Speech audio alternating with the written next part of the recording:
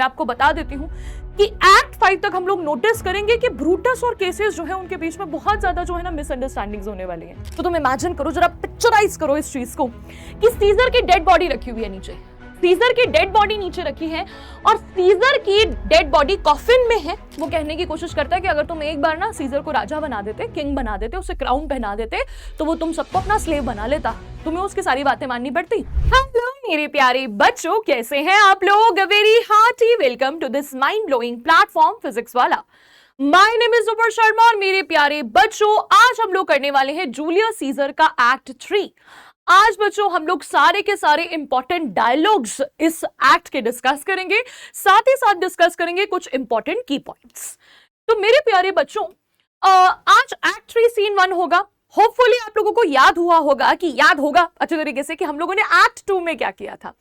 तो एक्ट 2 में तुम्हें अच्छे तरीके से पता है कि भाई सीजर की जो वाइफ है कैलिफोर्निया, उसने पूरी कोशिश करी कि आज जो है ना सीजर ना जाए सेनेट में, लेकिन सीजर किसी की सुनता नहीं है। सीजर बहुत ज्यादा कॉन्फिडेंट है। इनफैक्ट तुम लोगों ने मेरा एक शॉट भी देखा होगा उसके ऊपर, तो पता ही है भाई तुम्हें सीजर किस तरह का पर्सन है। वो नहीं माना और आज वो आ गया है सेनेट में because of flattery. DCS Brutus ने उसकी इतनी ज्यादा फ्लैटरी करी कि उसने अपने आप को कन्विंस कर लिया कि ठीक है आज मैं सेनेट में जाऊंगा, और अब वो सेनेट में आ जाता है। सेनेट में आने के बाद उसके साथ क्या क्या होता है, कौन कौन से इंपॉर्टेंट डायलॉग्स यहां बोले जाते हैं, और ये इंपॉर्टेंट डायलॉग्स के साथ साथ क्या क्या इनसे रिलेटेड इंपॉर्टेंट की पॉइंट्स हैं, वो सारा का सारा चीज मैं आपको बताऊंगी। अच्छे तरीके से आपको पूरा प्लॉट समझ में आ जाएगा तीनों सीन्स का। ठीक है, हम लोग सीन 1, 2, 3 तीनों करेंगे। पेशेंटली इस वीडियो को आप लोग देखेंगे। पहले मैं की पॉइंट्स डिस्कस करूंगी और उसके बाद डिस्कस किए जाएंगे उसके जो है इंपॉर्टेंट डायलॉग्स। ठीक है बच्चों, आई होप आप लोग रेडी हैं। तो बेटा हम लोग स्टार्ट करेंगे एक्ट 3 सीन 1 से। इंपॉर्टेंट की पॉइंट्स पे डिस्कस करेंगे और साथ ही साथ इंपॉर्टेंट डायलॉग्स भी। तो बेटा सीन कहां टेक प्लेस करता है? The scene takes place in the Roman senate. Roman senate में टेक प्लेस करता है, where Caesar has arrived amidst pomp and ceremony। बहुत ज्यादा pomp and ceremony है, बहुत ज्यादा सेलिब्रेशन है। ऑल्दो कैलिफोर्निया ने बहुत ज्यादा ट्राई किया कि सीजर आज बाहर ना आए। याद होगा आप लोगों को एक्ट 2 में हम लोगों ने क्या देखा था, अभी थोड़ी देर पहले मैंने आपके साथ डिस्कस किया था कि एक्ट 2 में बहुत ज्यादा ट्राई किया था कि सीजर जो है वो आज सेनेट में ना आए, लेकिन फिर भी सीजर जो है वो सेनेट में आता है और सबसे पहले उसे बहुत सारे इंडिकेशंस मिलते हैं, जैसे कि Artemidorus tries to hand Caesar a letter warning him of the conspiracy.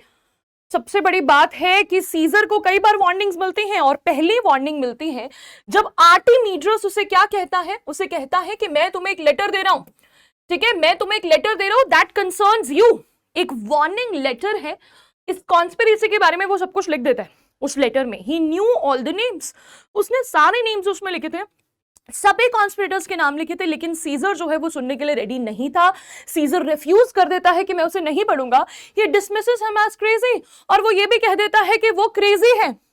अच्छा, साथ में एक और चीज होती है, सूटसेयर को देखकर सीजर जो है अपना ओवर कॉन्फिडेंस शो करता है। जैसे ही वो सूटसेयर को देखता है तो कहता है the Ides of March are come. The Ides of March are come, कि आइड्स ऑफ मार्च तो आ गए भाई, तूने तो बोला था कि आइड्स ऑफ मार्च का मुझे जो है वो ध्यान रखना है, मुझे बिवेयर रहना है, बिवेयर द आइड्स ऑफ मार्च। लेकिन जो है ऐसा कुछ हुआ नहीं। लेकिन क्या बोलता है सूटसेयर कहता है बट नॉट येट पास्ट, अभी तक जो है वो आइड्स ऑफ मार्च जो है खत्म नहीं हुआ है, दिन अभी खत्म नहीं हुआ है। यानी कि एक और वार्निंग, ये 2 वार्निंग्स मिलती हैं। उससे पहले हमें पता है कैलिफोर्निया ने कितनी सारी वार्निंग्स दी और भी बहुत सारी वार्निंग्स थी, लेकिन despite all of these things Caesar जो है वो कंटिन्यू करता है। The conspirators led by Brutus and Cassius surround Caesar. वो जो है सीजर को सराउंड कर लेते हैं। Caesar sees the conspirators and asks what they want. ठीक है, अब यहां पर क्या होता है भाई, सीजर क्योंकि ऑब्वियसली वो जितने भी लोग होते हैं उन्हें एड्रेस करता है। सीजर जो है वो एक सेनेट का मेंबर है, ठीक है, सबसे ज्यादा इंपॉर्टेंट मेंबर है, तो वहां पर सारे कंसर्न्स डिस्कस करता है और फिर एंड में पूछता है कि अगर कोई कंसर्न बचा है तो मुझे बता दो। तो बाद में हम लोग देखते हैं कि एक कंसर्न रेज करता है ये किम्बर या सिम्बर, कुछ लोग इसे सिम्बर बुलाते हैं, कुछ लोग इसे किम्बर बुलाते हैं। तो एनीथिंग कैन बी देयर, मैं इसे बार बार किम्बर ही बोल रही हूँ, ठीक है। सिम्बर मेरे नाम पर, मतलब मेरे मुंह पर चढ़ ही नहीं रहा है कि मैं इसे सिम्बर बोलूं। तो बहुत कम रेफरेंसेस हैं कि इसे सिम्बर बोला जाता है, वैसे आप प्रोनाउंसिएशन देखोगे तो दैट इज किम्बर।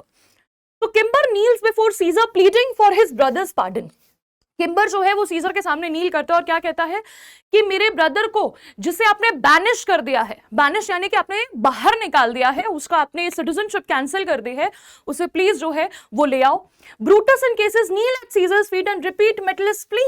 और उसके बाद हम लोग देखते हैं, इसके बाद ब्रूटस भी प्ली करता है, उसके बाद केसियस भी प्ली करता है, और फिर क्या होता है, वही होता है, सिम्बर को वो बहुत ज्यादा डांटता है, साथ ही साथ जो है वो ब्रूटस और केसियस को भी बोलता है कि मैं तुम्हारी बात भी नहीं सुनने वाला हूं।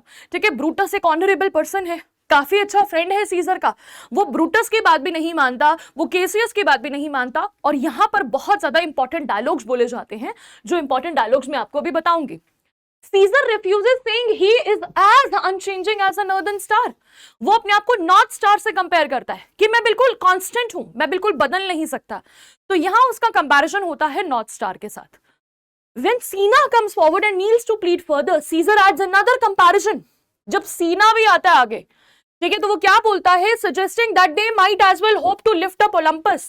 वो ओलंपस को भी लिफ्ट अप कर सकते हैं, लेकिन मुझे तुम स्वे नहीं कर सकते हो। द माउंटेन क्या है भाई, ओलंपस, ओलंपस वो माउंटेन है जहां पर ऐसा माना जाता था, मतलब ये ग्रीस में ऐसा बिलीफ था, ग्रीक रोमन बिलीफ थी ये, कि जितने भी गॉड्स हैं वो माउंट ओलंपस पे रिसाइड करते हैं और वहां सब लोग रहते हैं। तो ये काफी पावरफुल, एक तरह से सोच लो कि वो कितना पावरफुल माउंटेन हुआ जहां पर सारे गॉड्स जो है वो रह रहे हैं। तो वो कहते हैं कि क्या आप उसे हिला सकते हो, ओलंपस को हिला सकते हो? तो जैसे आप ओलंपस को मूव नहीं कर सकते, वैसे आप मुझे भी मूव नहीं कर सकते। जितने भी आप conviction, Caesar in his convictions, आप मुझे मूव नहीं कर सकते हो। तो अब हम लोग पढ़ेंगे कि क्या क्या डायलॉग्स जो है, इंपॉर्टेंट डायलॉग्स यहां पर बोले गए थे। तो सबसे पहले वो बोलते हैं I must prevent the Kimber. पहले वो बोलते हैं मैं तुम्हें प्रिवेंट करता हूं, प्रिवेंट यानी कि मैं स्टॉप करता हूं तुम्हें। अब यहां पर क्या सिचुएशन है, सिचुएशन ये है कि किम्बर ने जो है ना, किम्बर ने क्या किया, किम्बर ने जो है वो बाउ डाउन किया। ठीक है, बाउ किया, उसके सामने कर्टेसी शो करी, जैसे कि लोग करते ही हैं। ठीक है, कर्टेसी शो करेंगे ऑफ कोर्स, क्योंकि सीजर इस वक्त इतनी ज्यादा हाई पावर में था, तो उसने उसके सामने नील किया, उसके सामने जो है बाउ डाउन किया। तो उसके बाद वो कहता है आई मस्ट स्टॉप यू, मैं तुम्हें यही रोकता हूं, I must stop you Cimber. These couchings and these lowly courtesy, couchings का मतलब क्या होता है, ये जो नीलिंग्स है, ये तो मेरे सामने नील कर रहे हो, नील समझते हो ना, ऐसे घुटनों के बल बैठ जाते हैं, ऐसे नील करते हैं। ठीक है, ये जो तुम मेरे सामने हम्बल कर्टेसीज कर रहे हो, लोली कर्टेसीज, ये इस तरह से बाव करना, ये सब जो है ना मुझे पसंद नहीं है। वो कहता है it might fire the blood of ordinary man, इससे जो ऑर्डिनरी मैन है ना, उनका फायर जो है ना, उनका जो ब्लड है वो फायर हो जाता होगा, यानी उन्हें फर्क पड़ता होगा, शायद वो इन्फ्लुएंस हो जाते होंगे। And turn pre ordinance and first decree into the law of children, शायद जो है अगर किसी ऑर्डिनरी आदमी के सामने तुम ऐसा करोगे तो शायद वो जो लॉज है उन्हें चेंज कर देगा।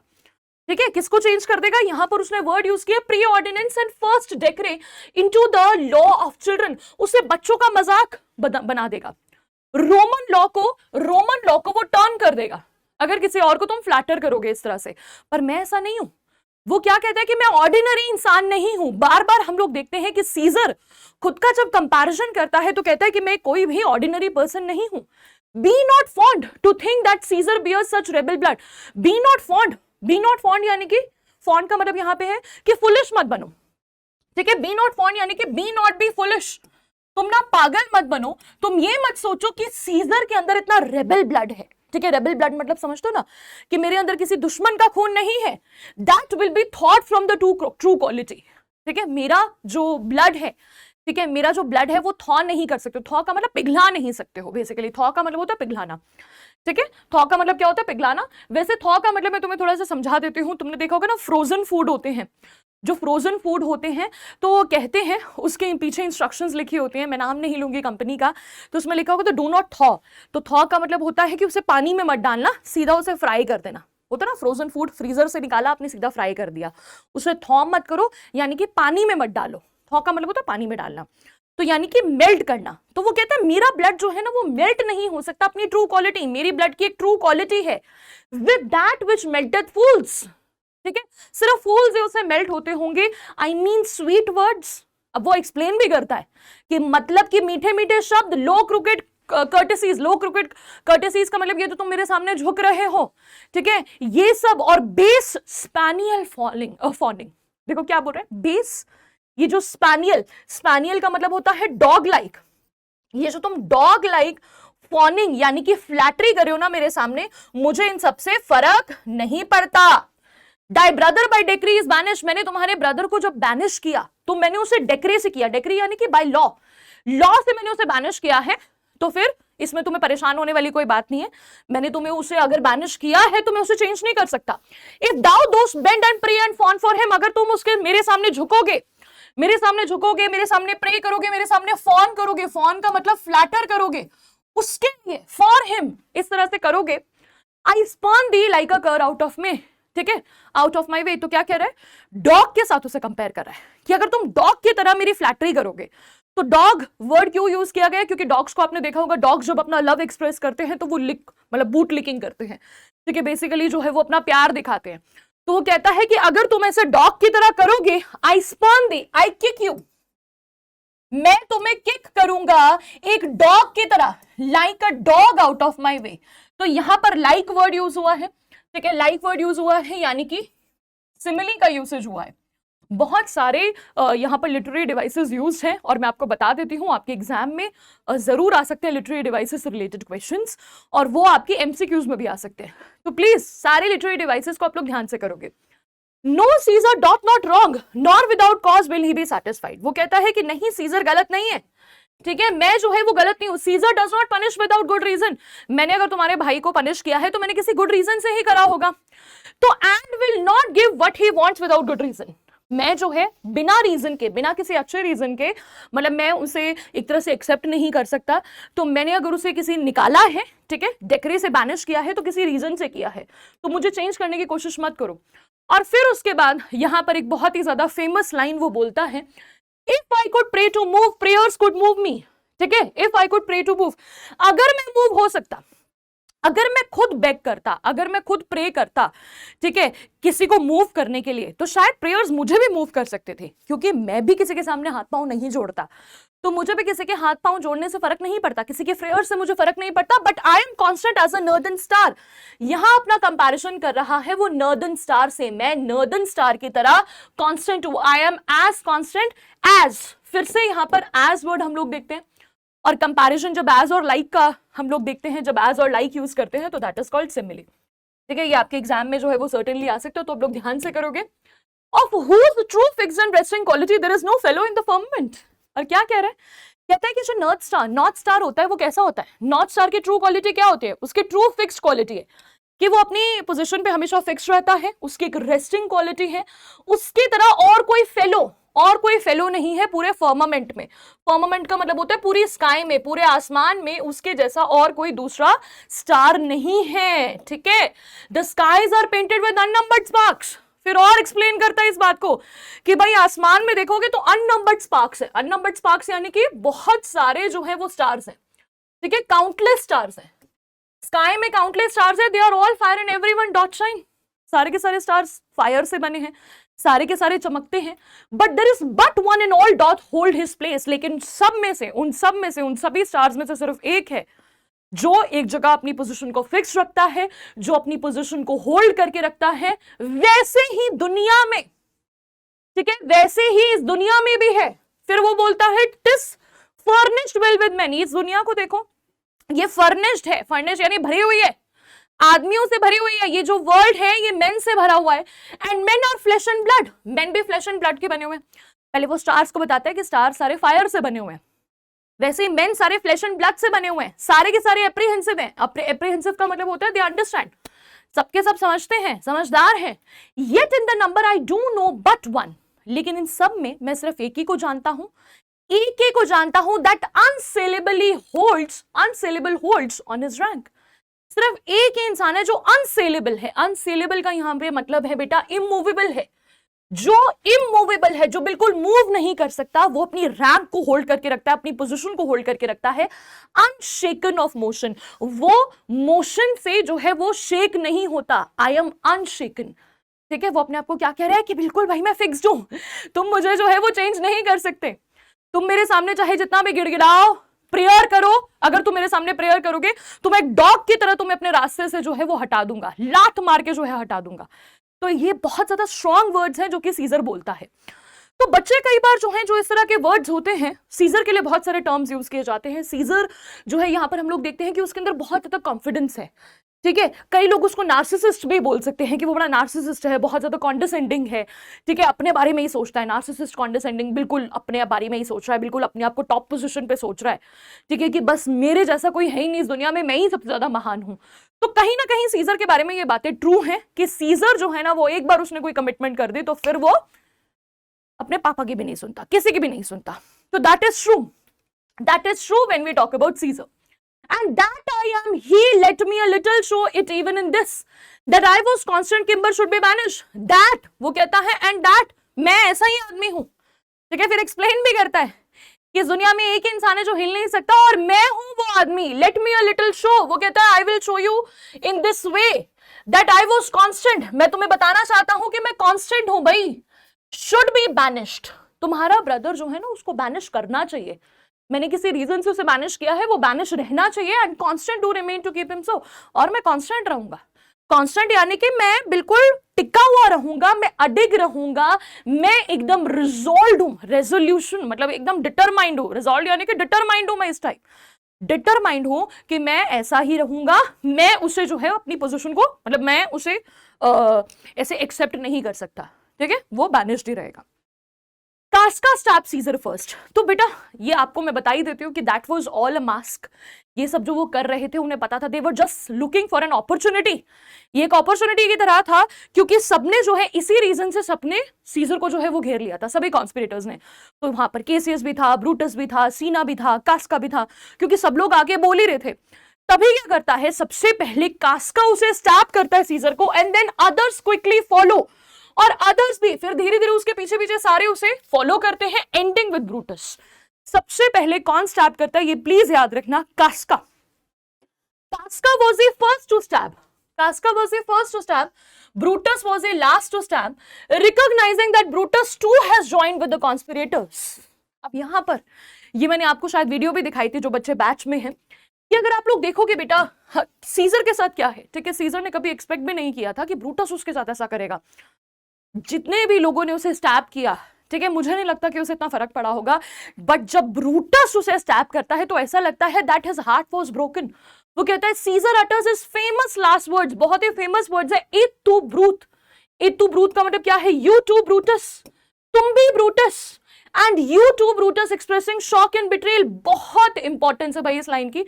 लेट मी टेल यू, ये जो आपका लाइन है ये आपके एमसीक्यूज में भी आ सकता है, तो यहां पर बोल सकते हैं कि ये जो लाइंस है ये क्या रिप्रेजेंट करती हैं, ठीक है, ये किस चीज का सिंबल है, ये क्या रिप्रेजेंट करती हैं, ये जो लाइन है, ठीक है, ये जो सेंटेंस है, इसका इतना फेमस सेंटेंस है इट टू ब्रूथ, ये बेटा बताता है शॉक, बहुत ज्यादा शॉक लगता है, बिट्रेयल, धोखा, धोखा मिला ना उसे, इतना ज्यादा धोखा महसूस होता है कि अरे मेरे साथ ऐसा कैसे हो सकता है, मेरे साथ ब्रूटस कैसे कर सकता है ऐसा।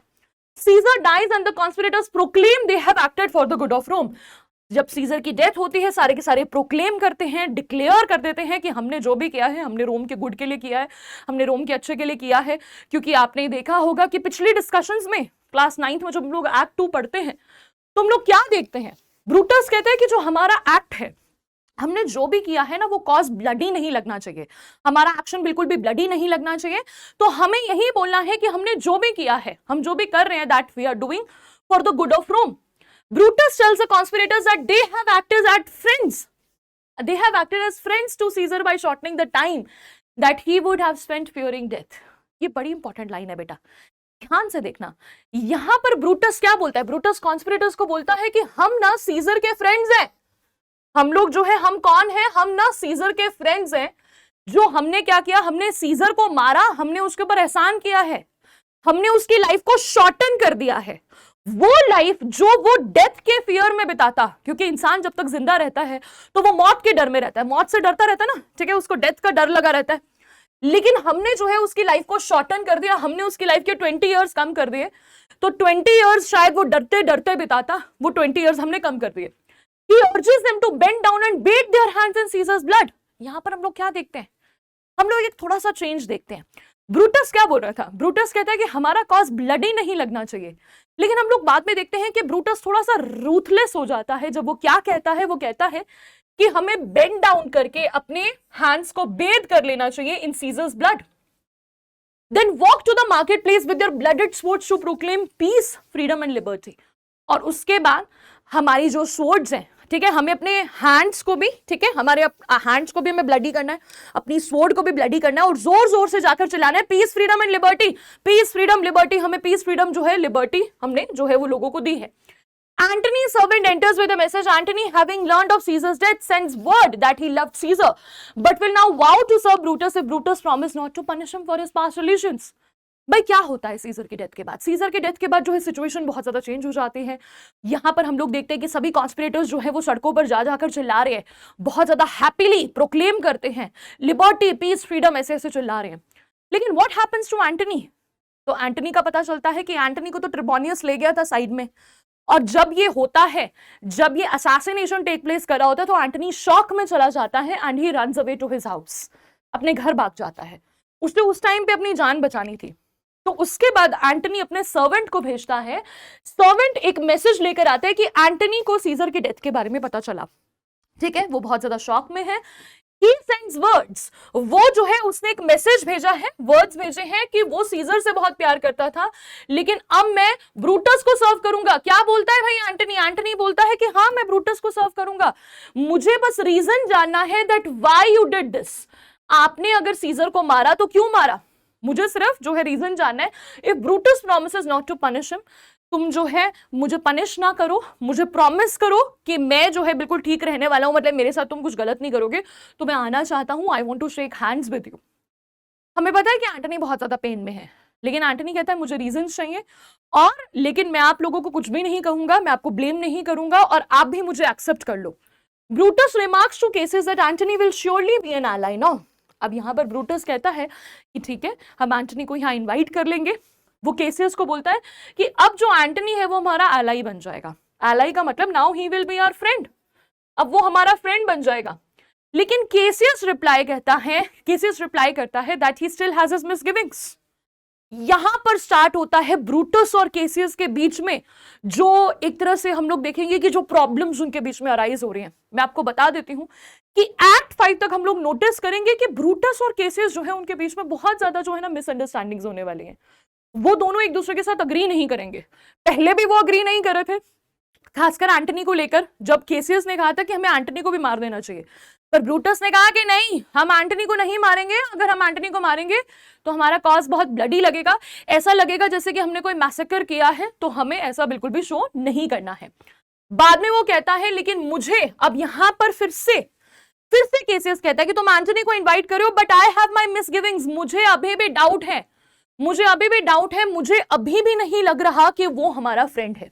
Okay, now Antony enters and sees Caesar's corpse. Antony enter करता है, सीजर के कॉर्प्स को देखता है, ठीक है, सीजर के कॉर्प्स को देखता है, और Antony he could not control himself, अपने आप को कंट्रोल नहीं कर पाता। He marvels how a man so great in deed and reputation could end as such a small and pathetic body. वो इंसान, ठीक है, जो कि इतना ग्रेट था, वो पर्सन जो इतना ज्यादा ग्रेट था डीड एंड रेपुटेशन में, जो अपनी डीड्स एंड रेपुटेशन, उसके इतने अच्छे काम थे, उसकी इतनी अच्छी रेपुटेशन थी, वो कैसे ऐसे नीचे पड़ा हुआ है, ठीक है, कैसे इतने नीचे पड़ा हुआ है, अ स्मॉल एंड पैथेटिक बॉडी की तरह। He tells the conspirators that if they mean to kill him as well, they should do it at once. यहाँ पर हम लोग एंटनी की बहुत इमोशनल डायलॉग्स देखते हैं। वो बोलता है कॉन्स्पिरेटर्स को कि भाई अगर तुम्हें मुझे मारना है, मुझे नहीं पता what you think about me, but अगर तुम्हें मुझे मारना है तो मुझे लगता नहीं कि इससे ज्यादा कोई एप्रोप्रिएट टाइम होगा, ठीक है, प्लीज किल मी नाउ, ठीक है, क्योंकि for there would be no better place, क्योंकि इससे ज्यादा बेटर प्लेस कोई नहीं होगी। सीजर के बिसाइड मरना, उससे ज्यादा बेटर कोई वेपन नहीं होगा। वेपन का भी मेंशन करता है यहाँ पे कि जिस स्वॉर्ड से, जिस नाइफ से तुमने मारा है ना सीजर को, उसी सेम नाइफ से तुम मुझे मार दो, मुझे नहीं लगता कि इससे अच्छी डेथ मेरी कोई हो पाएगी। Brutus tells Anthony not to beg for death. Brutus उसे बोलता है कि भाई प्लीज हमसे जो है मौत की भीख मत मांगो, ठीक है। ब्रूटस बीइंग ब्रूटस तो अभी भी हम लोग देखते हैं उसको तरस आ जाता है एंटनी के ऊपर, कहता है कि प्लीज ऐसे मत बोलो, saying that although their hands appear bloody, हमारे डीड्स अभी ब्लडी लग रहे हैं, हमारे हैंड्स जो है तुम्हें अभी ब्लडी लग रहे हैं, हमारे कॉजेस ब्लडी लग रहे हैं, their hearts have been and continue to be full of pity, लेकिन हमारे जो दिल है वो अभी भी पिटी से भरे हुए हैं, दया से भरे हुए हैं। ओ although they must appear to him now as having acted in cruelty. अभी तुम्हें लग रहा होगा कि हमने बहुत क्रूअली एक्ट करा, क्योंकि ऑफ कोर्स एंटनी जैसे ही देखता है सीजर की बॉडी को तो वो कंट्रोल नहीं कर पाता, he lets out all his emotions. क्या क्या बोलता है वो मैं बताऊंगी आपको, ठीक है। सीजर से जब एंटनी सीजर को देखकर कंट्रोल नहीं कर पाता तो यहां पर ब्रूटस एक्सप्लेन करता है कि भाई तुम्हें अभी हम बहुत क्रूअल लग रहे होंगे, तुम्हें लग रहा होगा कि हमारे पार्ट में हमने बहुत ज्यादा क्रूअली एक्ट किया है। Their actual motive stem from sympathy and love for the Roman. हमारे जो एक्चुअल मोटिव्स हैं वो कैसे हैं, वो स्टेम हुए हैं फ्रॉम सिंपैथी, क्योंकि हमारे अंदर सिंपैथी है, हमारे लिए हमारे अंदर प्यार है रोमन्स के लिए, हम रोमन से बहुत प्यार करते हैं। एंड दिस इज ट्रू, ये कहीं ना कहीं ट्रू भी है। ब्रूटस ने क्यों मारा था भाई सीजर को, बाकी सब कॉन्स्पिरेटर्स ने क्यों मारा सीजर को, जेलेसी की वजह से। दे वर एनवियस ऑफ सीजर, उन्हें सीजर की ग्रोइंग पावर जो है वो हजम नहीं हो रही थी। उन्हें लग रहा था कि भाई ऐसा कैसे हो सकता है, क्योंकि पहले ये सब सेम ही पोजीशन पे थे, साथ में ही खेलते थे, साथ में ही बड़े हुए, तो उन्हें लगा कि कैसे एकदम से, ऐसा तो नहीं है कि भाई उसका कोई रॉयल ब्लड है, ठीक है, क्योंकि यहाँ पे कहीं रॉयल्टी की बात नहीं हो रही है। सब लोग जो है यहाँ पर काफी अच्छे हैं, काफी पोजीशन अच्छी थी उन लोगों की, लेकिन सीजर एकदम से उसका एक मीटियोरिक राइज हो गया, बहुत ज्यादा वो जो है ना पावर में राइज हो गया, तो सब लोग उससे एनवियस है। लेकिन ब्रूटस का कॉज स्टार्टिंग से ही है कि वो रोम का बेटरमेंट चाहता है, वो चाहता है कि जो रोमन कंट्री है, जो रोम है, उसको बेटर करने के लिए, ठीक है, रोम को बचाने के लिए, क्योंकि अगर रोम में सीजर रहेगा तो फिर रोम जो है वो सही नहीं रह पाएगा। तो he does it for the Roman people, ठीक है। यहां पर मैं आपको कुछ डायलॉग्स भी बता देती हूँ। क्या बोलता है वो, एंटनी बोलता है, O pardon me thou bleeding piece of earth that I am meek and gentle with these butchers.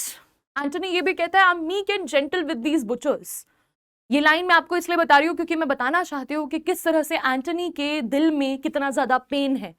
He is pained to see Caesar's body, वो सीजर की बॉडी को देखता है।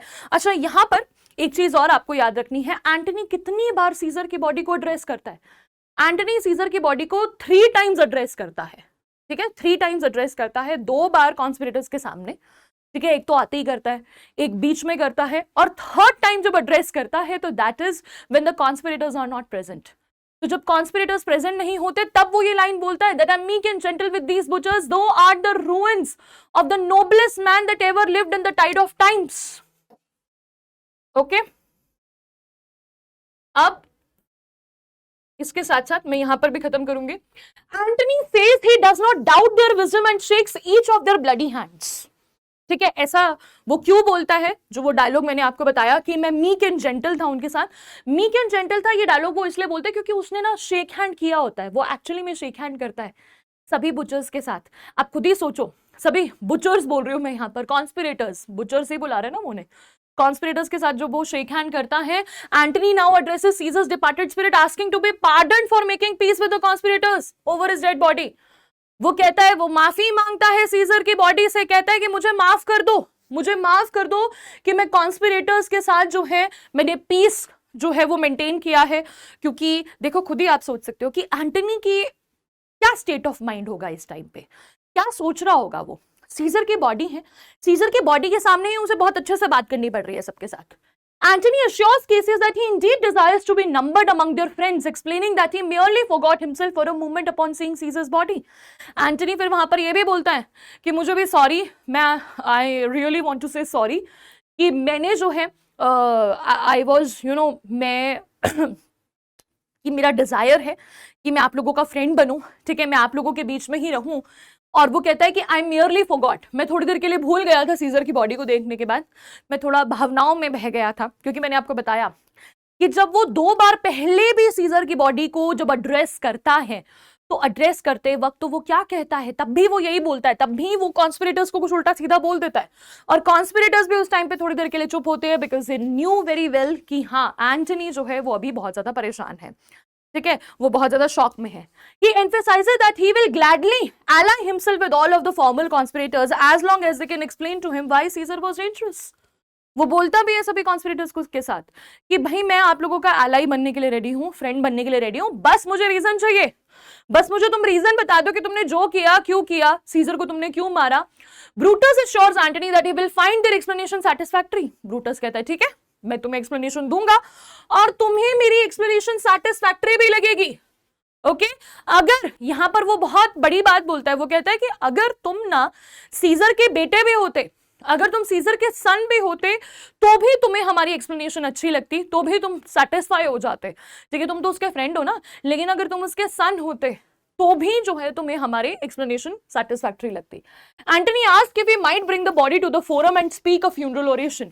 अब एंटनी उससे परमिशन लेता है कि मैं जो है स्पीच देना चाहता हूँ, फ्यूनरल ओरेशन देना चाहता हूँ, और यहाँ पर ब्रूटस एक्सेप्ट कर लेता है, ब्रूटस कंसेंट करता है। केसियस उसे क्या कहते हैं, केसियस फिर से उसे रोकता है कि भाई परमिशन मत दे। यहाँ बार फिर से हम लोग एक डिसएग्रीमेंट देखते हैं ब्रूटस एंड केसियस के बीच में। केसियस कहता है कि एंटनी को हमें फ्यूनरल स्पीच में नहीं बोलने देना चाहिए, ठीक है, मुझे भाई डाउट है, वो हो सकता है कि वो पॉपुलेशन को स्वे कर दे, लेकिन फिर से ब्रूटस बीइंग वेरी शरीफ वो कहता है ठीक है कोई बात नहीं, तुम बोल सकते हो। He tells Brutus that Antony will surely move the people against them. पता है भाई केसियस बहुत इंटेलिजेंट है, कहता है भाई वो पब्लिक को मूव कर देगा, वो फोर्स शैडोइंग कर देता है, ठीक है, यहां पर वो डिक्लेयर कर देता है कि मुझे पक्का पता है कि वो पूरी पॉपुलेशन को मूव कर देगा। If is allowed to speak, अगर हमने उसे बोलने दिया तो भाई वो पूरी की पूरी पॉपुलेशन को बदल देगा, वो उनका जो है ओपिनियन चेंज कर देगा। Brutus replies that he will preface Antony's word. वो कहता है नहीं, आई विल प्रीफेस, यानी कि मैं एंटनी से पहले मैं स्पीच दूंगा, पहले मैं स्पीच दूंगा और मैं उसे कुछ कंडीशंस दूंगा, ठीक है, कुछ कंडीशंस पुट फॉरवर्ड करूंगा जो उसे सुननी पड़ेंगी। Antony remains alone on stage. He asks Caesar to pardon him for being gentle with his murderers. फिर से वो उसे बोलता है कि pardon me, कि मैं इन murderers के साथ gentle हूं। Antony prophesies, क्या क्या प्रोफेसीज देता है वो, ये हम लोग बाद में पढ़ेंगे, पहले हम लोग डायलॉग सुन लेते हैं, क्योंकि ये सभी डायलॉग जो हैं यहाँ पर मैंने यहाँ पर मेंशन करे हैं। तो वो बोलता है ओ पार्डन मी, वही स्टार्टिंग में कि मैं जो है ओ पार्डन मी दाओ ब्लीडिंग पीस ऑफ अर्थ, ये भी काफी इंपॉर्टेंट एमसीक्यू आपको आ सकता है, ठीक है, thou bleeding piece of earth, bleeding piece of earth, piece of earth उसे बुलाता है कि मैं मीक और जेंटल हूं, मैं क्वाइट और फ्रेंडली हूं इन बुचर्स के साथ। अब वो उन्हें बुचर्स बुला रहा है। दाउ आर द ruins, तुम जो है वो रूइन हो, तुम्हारी जो ये बॉडी है ना, दैट इज द रूइन, रूइंस यानी रिमेन्स, तुम्हारी जो बॉडी है वो रिमेन्स है इस दुनिया के सबसे ज्यादा नोबल ब्लड की, नोबलेस्ट मैन, तुम नोबलेस्ट मैन हो that ever lived in the tide of times, तुम्हारे जैसा नोबल इंसान कभी पैदा ही नहीं हुआ, तो तुम्हारी जो ये बॉडी है वो सबसे नोबलेस्ट रिमेन्स जो है वो है। Woe to the hand that shed this costly blood. अब यहां पर हम लोग एंटनी का रियल एंगर देखते हैं, क्योंकि वो पहले भी 2 बार सीजर की बॉडी को एड्रेस कर चुका है, लेकिन जब तीसरी बार जब वो सीजर की बॉडी को एड्रेस करता है वो बिल्कुल अकेला है, और अकेले में वो एक्चुअली में जो उसके दिल में है वो बोलता है वाओ, वो का मतलब है यहां पर कर्स, मे कर्स बिफॉल ऑन दोज हैंड्स, ठीक है, कीड़े पड़े, कर्स पड़े उन हैंड्स पर जिन्होंने इस कॉस्टली ब्लड को जो है वो शेड किया। तुम्हारा ब्लड बहुत कॉस्टली है, कॉस्टली क्यों है, क्योंकि तुम इतने नोबल पर्सन हो।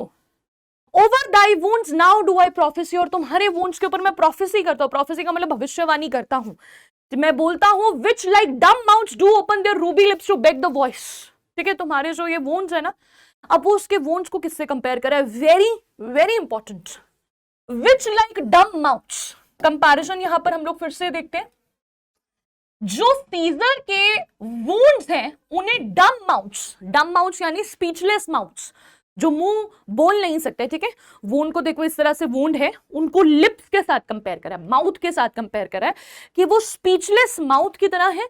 Do open their ruby lips, अब वो अपने रूबी लिप्स खोल रहे हैं, क्योंकि ऑफ कोर्स जो वुंड है उसमें ब्लड लगा हुआ है, वो रूबी है, रूबी का मतलब है रेड है, तुम्हारे जो ये वुंड्स है वो रेड लिप्स अपने ओपन करके मेरे सामने बैक कर रहे हैं, मेरे सामने जो है वो हाथ जोड़ रहे हैं, क्या कह रहे हैं, मुझे कह रहे हैं कि मैं उन्हें वॉइस दूं और मैं उनकी टंग बनूं, अटरेंस ऑफ माई टंग, मैं अपनी टंग से यानी कि मैं उनकी जबान बनूं। तुम्हारे जो वुंड्स हैं वो मुझे कह रहे हैं कि मैं उनकी जबान बनूं और मैं क्या बोलूं, A curse shall light upon the limbs of men, एक कर्स जो है वो फॉल होगा ऑन द लिम्स, लिम्स का मतलब होता है जो हैंड्स होते हैं, hands of the men, domestic fury and fear civil strife shall cumber all the parts of Italy. क्या बोलता है, डोमेस्टिक स्ट्राइफ, डोमेस्टिक फ्यूरी का मतलब होता है एंगर बिटवीन ब्रदर्स। डोमेस्टिक का मतलब क्या होता है, घर में ही लड़ाई हो जाएगी, भाई आपस में लड़ने लगेंगे, आपस में भाइयों की लड़ाई हो जाएगी। सिविल वॉर, सिविल स्ट्राइफ का मतलब क्या होता है, सिविल वॉर समझते हो ना, क्या होती है बेटा सिविल वॉर, सिविल वॉर का मतलब होता है जब आपस में ही लोग लड़ने लगते हैं, ठीक है, जैसे रोम में लोग आपस में ही लड़ाई करेंगे, shall cumber all the parts of Italy, पूरे इटली में सिविल वॉर हो जाएगी, पूरी इटली में लोग आपस में ही एक दूसरे के साथ लड़ेंगे, एक दूसरे के भाइयों के साथ लड़ेंगे, मतलब आपस में भाइयों भाई भाई की भी लड़ाई हो जाएगी। Blood and destruction shall be so in use, इतनी ज्यादा ब्लड होगा, इतना ज्यादा डिस्ट्रक्शन होगा। Now this is all called foreshadowing. यहां पर फिर से हम लोग देखते हैं कि एक और लिटरेरी डिवाइस यहां यूज हुआ है, दैट इज कॉल्ड फोरशैडोइंग। फोरशैडोइंग का मतलब क्या होता है मेरा बच्चा? फोरशैडोइंग मतलब भविष्यवाणी। जब कोई कैरेक्टर किसी प्ले का पहले ही बता देता है कि फ्यूचर में क्या होने वाला है, तो फ्यूचर में यही होने वाला है, फ्यूचर में क्या होगा, बहुत ज्यादा लड़ाई होगी, ब्लड होगा, डिस्ट्रक्शन होगा, ड्रेडफुल ऑब्जेक्ट सो फेमिलियर, इतनी ज्यादा ड्रेडफुल ऑब्जेक्ट्स होंगी, ड्रेडफुल चीजें इतनी ज्यादा कॉमन हो जाएंगी, that mother shall but smile when they behold their infants quartered with the hands of war. यहां पर बहुत ज्यादा एक तरह से बहुत ही क्रूड रेफरेंस यहां पर लेता है एंटनी। एंटनी कहता है यहां पर बहुत ज्यादा एग्जैजरेशन का वो यूज कर रहा है, ठीक है, एग्जैजरेशन का यूज कर रहा है, हाइपरबोले का वो यूज करता है, हाइपरबोले का यूज करता है जब वो कहता है कि जो मदर्स हैं, मदर्स क्या करेंगी, वो स्माइल करेंगी, ठीक है, उनके लिए ड्रेडफुल चीजें इतनी कॉमन हो जाएंगी कि अगर उन्होंने अपने इन्फेंट्स जिनके हाथ पांव कटे हुए हैं, ठीक है, जो इन्फेंट्स हैं, जो उनके बेबीज हैं, जिनके पीसेस में जो कटे हुए हैं, उनको भी अपने हाथ में पकड़ेंगी by the hands of war. अगर वॉर में उनके बेबीज की भी ऐसे बॉडी को उन्होंने पकड़ा होगा, उनके पीसेस को पकड़ा होगा, तो भी वो स्माइल करेंगी, क्योंकि उनके लिए नजारा बहुत कॉमन हो चुका होगा। तो यहां पर हम लोग देखते हैं बहुत ज्यादा हाइपरबोले हैं, ठीक है, बहुत ज्यादा खराब रेफरेंसेस जो है वो एंटनी देता है। All pity choked with custom of ill deeds, ठीक है, the sheer volume of evil deeds will choke people's compassion, ठीक है, सारी की सारी पिटी चोक हो जाएगी, लोगों के अंदर जो कंपैशन है, लोगों के अंदर जो दया है ना, दया चोक हो जाएगी, सफोकेट हो जाएगी, यानी कि लोगों के अंदर से दया बिल्कुल खत्म हो जाएगी। And seizure spirit ranging from revenge with eighty by his side come hot from hello, वो कहता है, और सीजर पता है क्या करेगा, सीजर जो है वो, सीजर की स्पिरिट जो है वो रिवेंज लेगी एटी के साथ। दिस इज एटी बेटा, this is eighty. Etty is the goddess of mischief and folly, ठीक है, मिस्चीफ एंड फॉली। यहां पर मिस्चीफ का मतलब छोटी मोटी शरारतें नहीं है, यहां मिस्चीफ का मतलब होता है बहुत बड़ी बड़ी गलतियां, फॉली मिस्टेक्स, ठीक है, जब इंसान करता है। तो the goddess of mischief and folly is Ate. तो वो कहता है वो एटी के साथ जो है ना वो मिलकर डिस्ट्रक्शन कॉज करेगा, कौन, स्पिरिट, सीजर के स्पिरिट। तो यहां पर एक और पोइटिक डिवाइस है, मतलब लिटरेरी डिवाइस है, दैट इज जब हम किसी इंपॉर्टेंट पर्सन का नाम लेते हैं, जैसे यहां किसी रोमन गॉडेस का नाम लिया हुआ है, तो इसे क्या कहते हैं, it is called illusion, it is called illusion.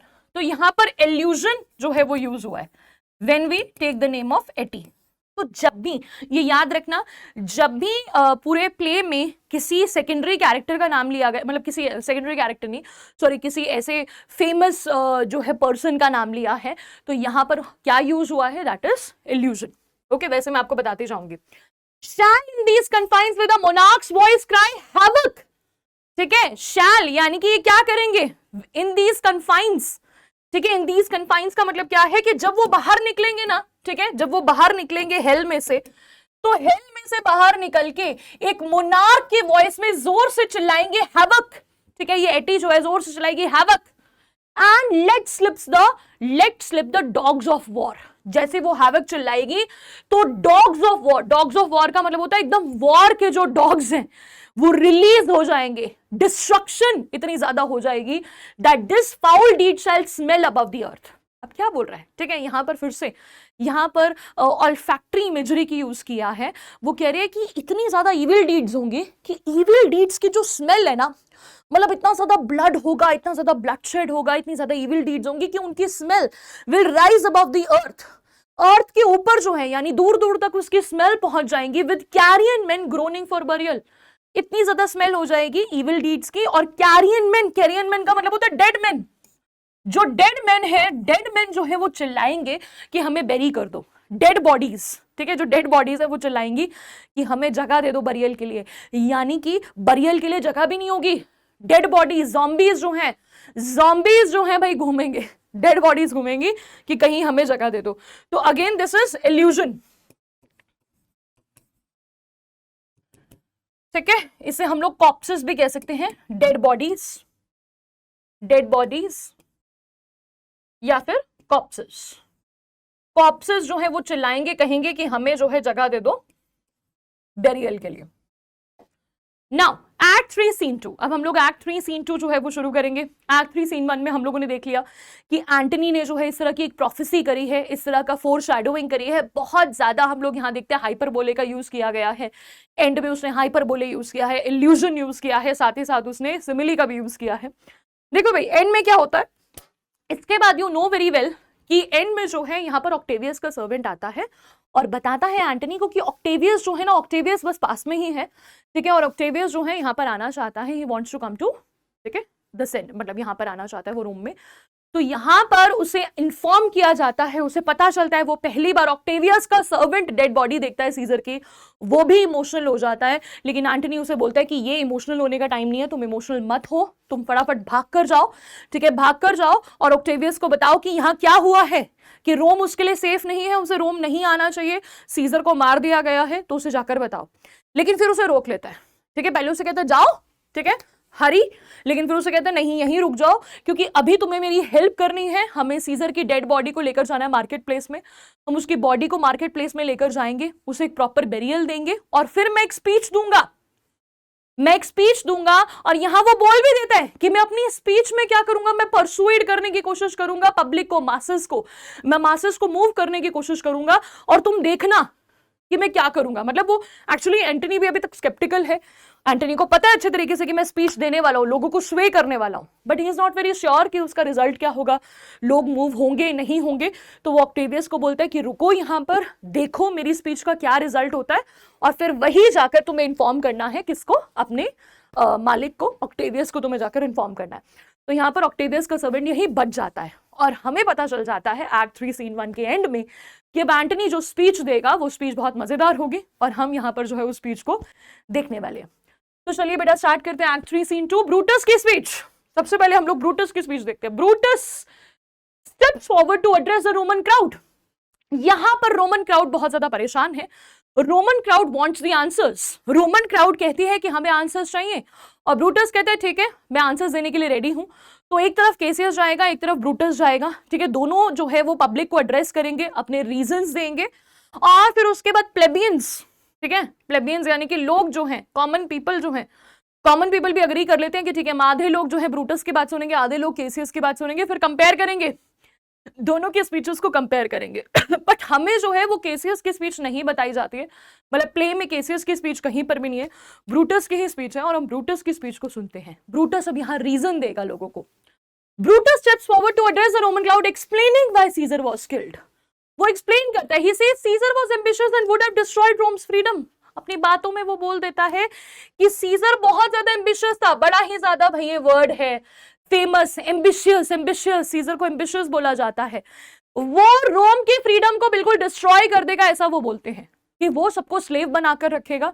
तो कौन है भाई ऐसा इस पब्लिक में जो कि स्लेव बनकर रहना चाहता है, मुझे बता दो, ऐसा बोलता है वो एम्बिशियस है। सबसे पहले ना मैं इसके ऊपर थोड़ा सा लाइट डालूंगी, व्हाट इज एम्बिशियस। देखो भाई वैसे अगर हम लोग अभी मॉडर्न इंग्लिश की बात करें तो मॉडर्न इंग्लिश में हम एम्बिशियस वर्ड को बहुत पॉजिटिवली लेते हैं, ठीक है, पॉजिटिवली लेते हैं। हम एम्बिशियस उस पर्सन को कहते हैं जो अपने करियर को लेकर बहुत एम्बिशियस हो, जो अपने करियर में बहुत कुछ करना चाहता है, ठीक है, he wants to do a lot of things in his career, मतलब गोल ओरिएंटेड टाइप पर्सन होता है, उसे हम कहते हैं अपने करियर को लेकर बहुत एम्बिशियस है। लेकिन अगर हम लोग इस टाइम की बात करें, हम लोग रोमन पब्लिक की बात करें, तो यहां एम्बिशियस का मतलब है जो सिर्फ अपने बारे में सोचता है, जिसका एम्बिशन सिर्फ खुद को लेकर है, जो सिर्फ खुद का फायदा सोच रहा है, सामने वाले पर्सन के बारे में सोच ही नहीं रहा है। तो यहां पर वो बोलता है, बेसिकली वो सीजर को सेल्फिश बुला रहा है कि सीजर इतना एम्बिशियस है, वो सिर्फ अपने बारे में सोचता है, वो रोमन पब्लिक के बारे में नहीं सोचता, उसे बस ये चाहिए कि मैं हायर पोजीशन पर जो वो चले जाऊं। और फिर वो बोलता है कि वो रोम को फ्री नहीं रहने देगा, वो आप सबको स्लेव बनाकर रखेगा।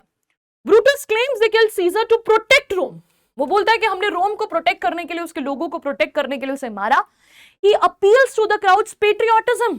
वो लोगों की पेट्रियोटिज्म को क्वेश्चन करना शुरू कर देता है कि पेट्रियोटिज्म, क्या तुम पेट्रियट नहीं हो, क्या तुम अपने देश से प्यार नहीं करते? तो इस तरह के क्वेश्चंस पूछता है। वो बेसिकली क्या करता है, वो बेसिकली लोगों से क्वेश्चन पूछना शुरू कर देता है। ही स्टार्ट्स क्वेश्चनिंग पीपल कि who is here so wild, who is here so wild, जो अपने ही देश से प्यार नहीं करता, who is here so base, जो कि स्लेवरी एक्सेप्ट करता है, जो कि एक बॉन्ड्समैन बन के रहना चाहता है, स्लेव बनकर रहना चाहता है। तो इस तरह के 3-4 डायलॉग्स वो बोलता है। ब्रूटस बहुत ज्यादा एक्सप्लेनेशन नहीं देता।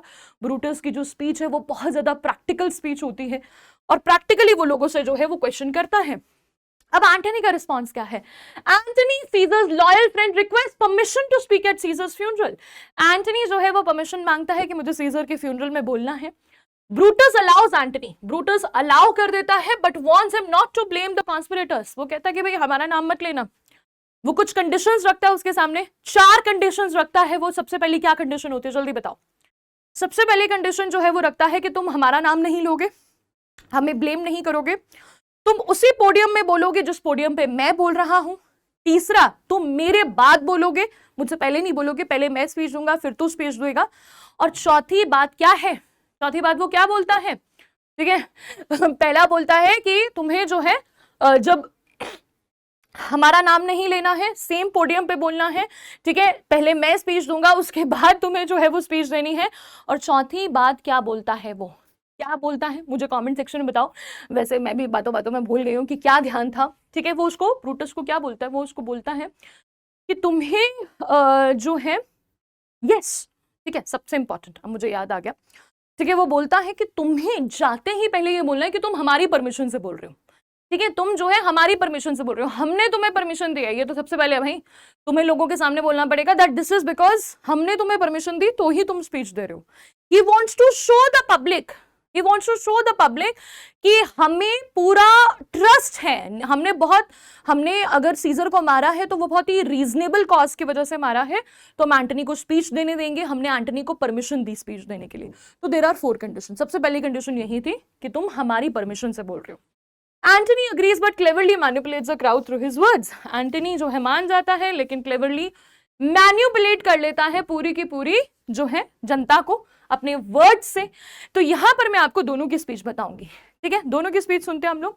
Be patient till the last. Starting में ही बोल देते हैं भाई लोगों को पेशेंटली मेरी स्पीच जो है वो सुनना।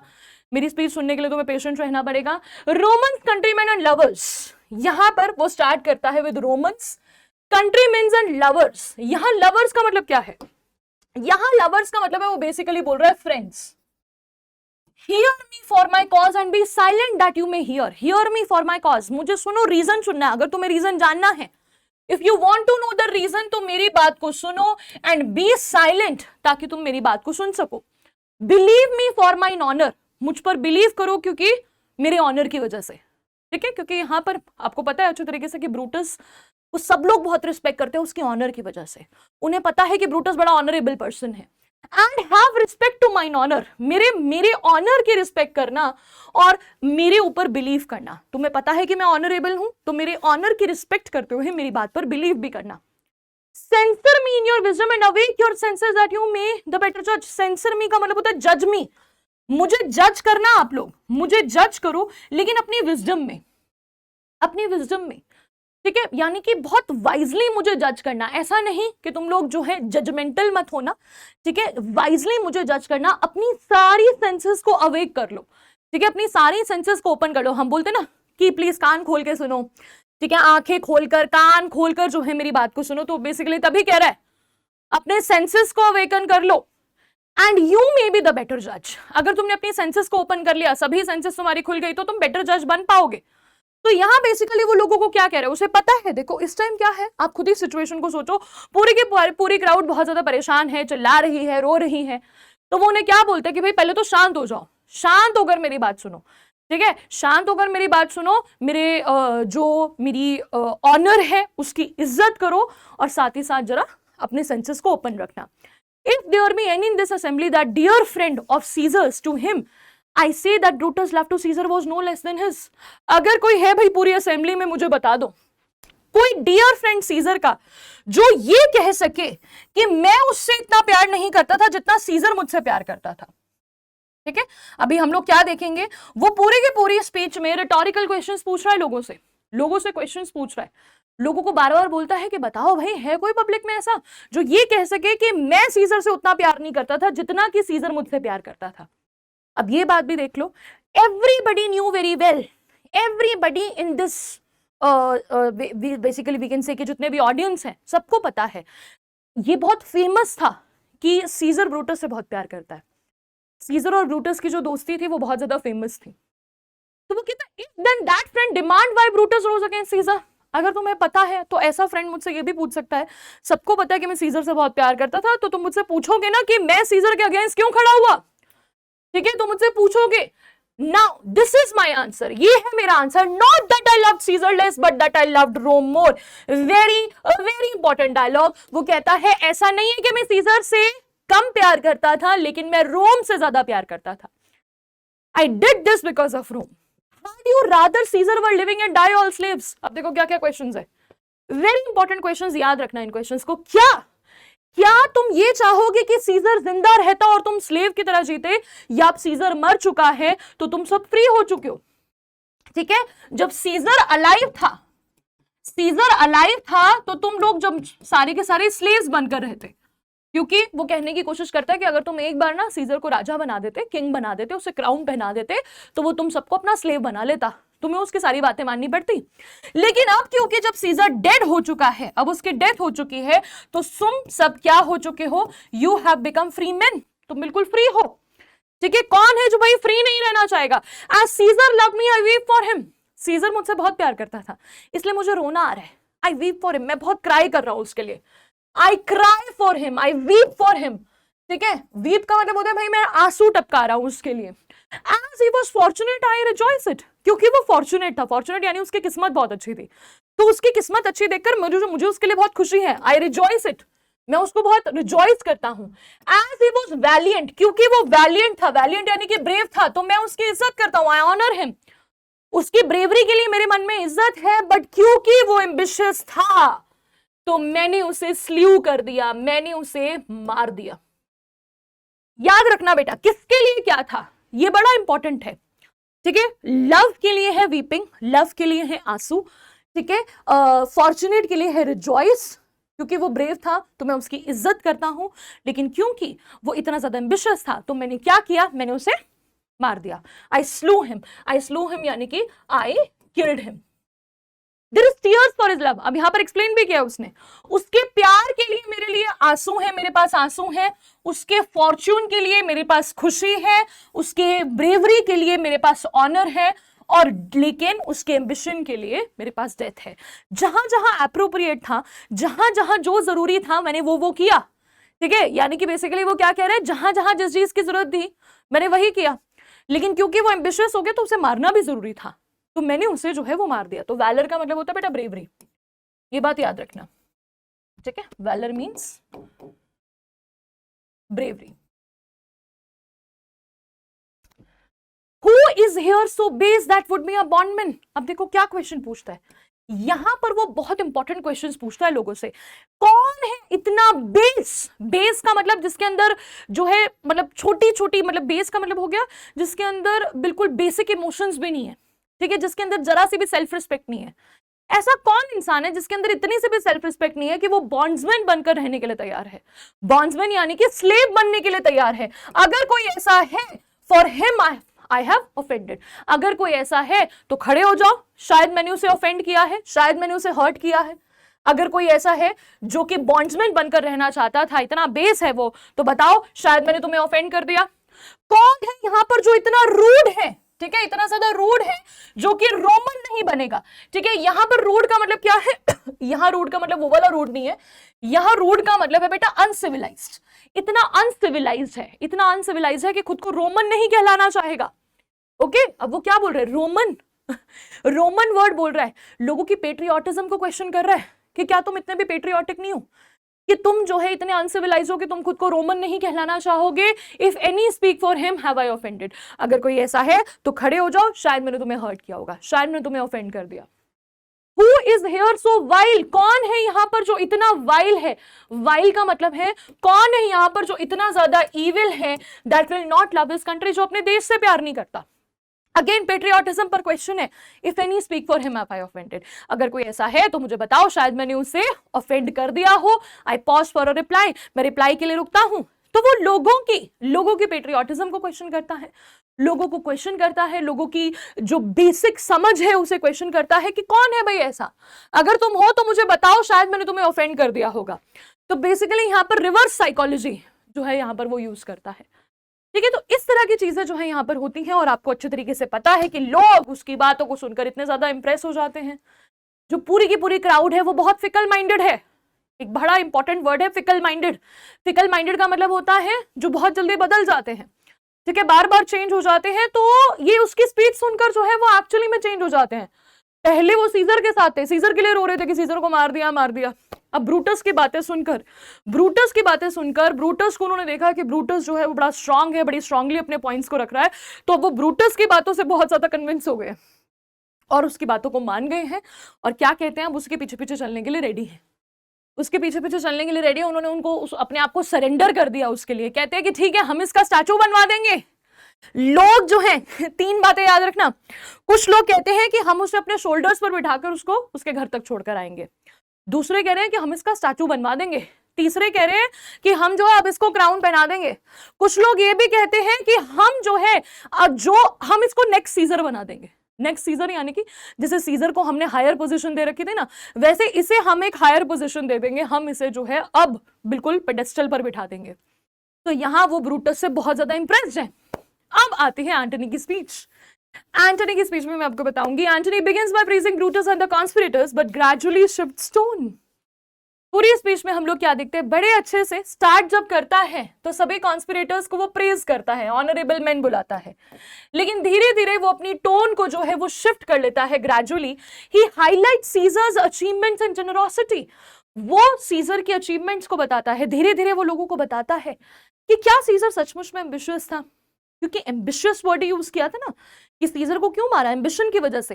तो लोगों से पूछता है अच्छा सचमुच में एम्बिशियस था। फिर वो लोगों को बताता है कि वो कितना जेनरस था। वो contrasting them with the conspirators claim, contrast करता है, कंट्रास्ट यानी डिफरेंशिएट करता है, कंपेयर करता है कि बताओ भाई कितना डिफरेंट है, कॉन्स्पिरेटर्स ने क्या क्लेम किया है और मैं तुम्हें क्या बता रहा हूं। एंटनी रीड सीजर्स विल, यहां वो सीजर के विल को भी पढ़ता है, revealing the generous gifts left to the Roman people. वो विल भी बताता है कि क्या विल में लिखा था, ये मैं विल भी बताऊंगी आपको। He shows Caesar stabbed body, वो सीजर की स्टैब्ड बॉडी को भी दिखाता है। एक तरह से उसकी स्पीच इतनी ज्यादा इमोशनल होती है, उसमें इमोशनल एलिमेंट्स होते हैं। वो उन एलिमेंट्स का यूज करके लोगों के अंदर जो पिटी है उसे अराइज करता है, evoking emotions from the crowd, उनको इवोक करता है उनके इमोशंस को। ठीक है, the crowd becomes increasingly agitated, और क्राउड जो है वो इंक्रीजिंगली एजिटेट हो जाती है, demanding revenge against the conspirators. और वो लोग जो है वो रिवेंज मांगते हैं। एंटनी की स्पीच बहुत सक्सेसफुल होती है, सक्सेसफुल हो जाती है क्राउड को टर्न करने के लिए और ब्रूटस और कॉन्स्पिरेटर्स के अगेंस्ट जाने के लिए। तो एंटनी ने क्या सोचा था, एंटनी ने पहले ही प्रोफेसी कर दी थी। एंटनी ने पहले ही ऑक्टेवियस के सर्वेंट को बोल दिया था कि मैं अपनी स्पीच में ट्राई करूंगा कि मैं लोगों को स्वे करूं, मैं लोगों को कन्विंस कर दूं। हालांकि इट वॉज वेरी डिफिकल्ट, उसे पता था लोगों का स्टेट ऑफ माइंड इस वक्त क्या है। ठीक है, उसको पता था कि लोग अभी ब्रूटस की बहुत तारीफ कर रहे हैं, तो मुझे I have to be very careful with my words. लेकिन वो बहुत ज्यादा केयरफुली, बहुत ज्यादा स्लाइली एक ऐसी कॉन्वर्सेशन करता है, ऐसी एक कॉन्वर्सेशन का मतलब इस तरह की एक स्पीच देता है, इतनी इमोशनल स्पीच देता है कि लोग जो हैं वो बिल्कुल अगेंस्ट हो जाते हैं ब्रूटस और कॉन्स्पिरेटर्स के। Brutus and Cassius realize their mistake and try to flee, और ब्रूटस एंड केसेस को पता चल जाता है कि भाई हमने बहुत भारी गलती कर दी है, हमें एंटनी को स्पीच नहीं देने देनी चाहिए थी, और फिर वो वहां से भागने की कोशिश करते हैं। Friends, Romans, countrymen, lend me your years start कैसे होती है, वेरी इंपॉर्टेंट लाइन। ठीक है, मैंने आपको शायद पहले भी कई बार ये बात बताई है बच्चों को कि ये जो स्पीच है ना बेटा, एंटनी की स्पीच इतनी ज्यादा पॉपुलर है कि दुनिया के सबसे पॉपुलर स्पीचेस में से जो है इसे कंसीडर किया जाता है। आप कभी कोई पावरफुल स्पीचेस को देखोगे ना, द मोस्ट पावरफुल स्पीचेस, तो एंटनी की स्पीच जो है वो बहुत एक इंपॉर्टेंट पोजीशन होल्ड करती है उसमें। स्टार्ट करता है with friends, Romans, countrymen, lend me your ears, please मुझे अपने ईयर्स दे दो। I come to bury Caesar not to praise him. अच्छा, इससे पहले क्या होता है, एंटनी की स्पीच से पहले ब्रूटस ही लोगों को बोलता है कि प्लीज ठीक है, ब्रूटस खुद अपने पाँव पर कुल्हाड़ी मारता है, ठीक है, ब्रूटस खुद को ही अपने लिए, वो कहते हैं ना that he was digging his own grave, वो लोगों को बोलता है कि भाई प्लीज मुझे अपने शोल्डर्स पर बिठाकर घर तक छोड़ने की जरूरत नहीं है, थोड़ा सा टाइम दे दो। और एंटनी अभी एक स्पीच देने वाला है और एंटनी की स्पीच को सुनो।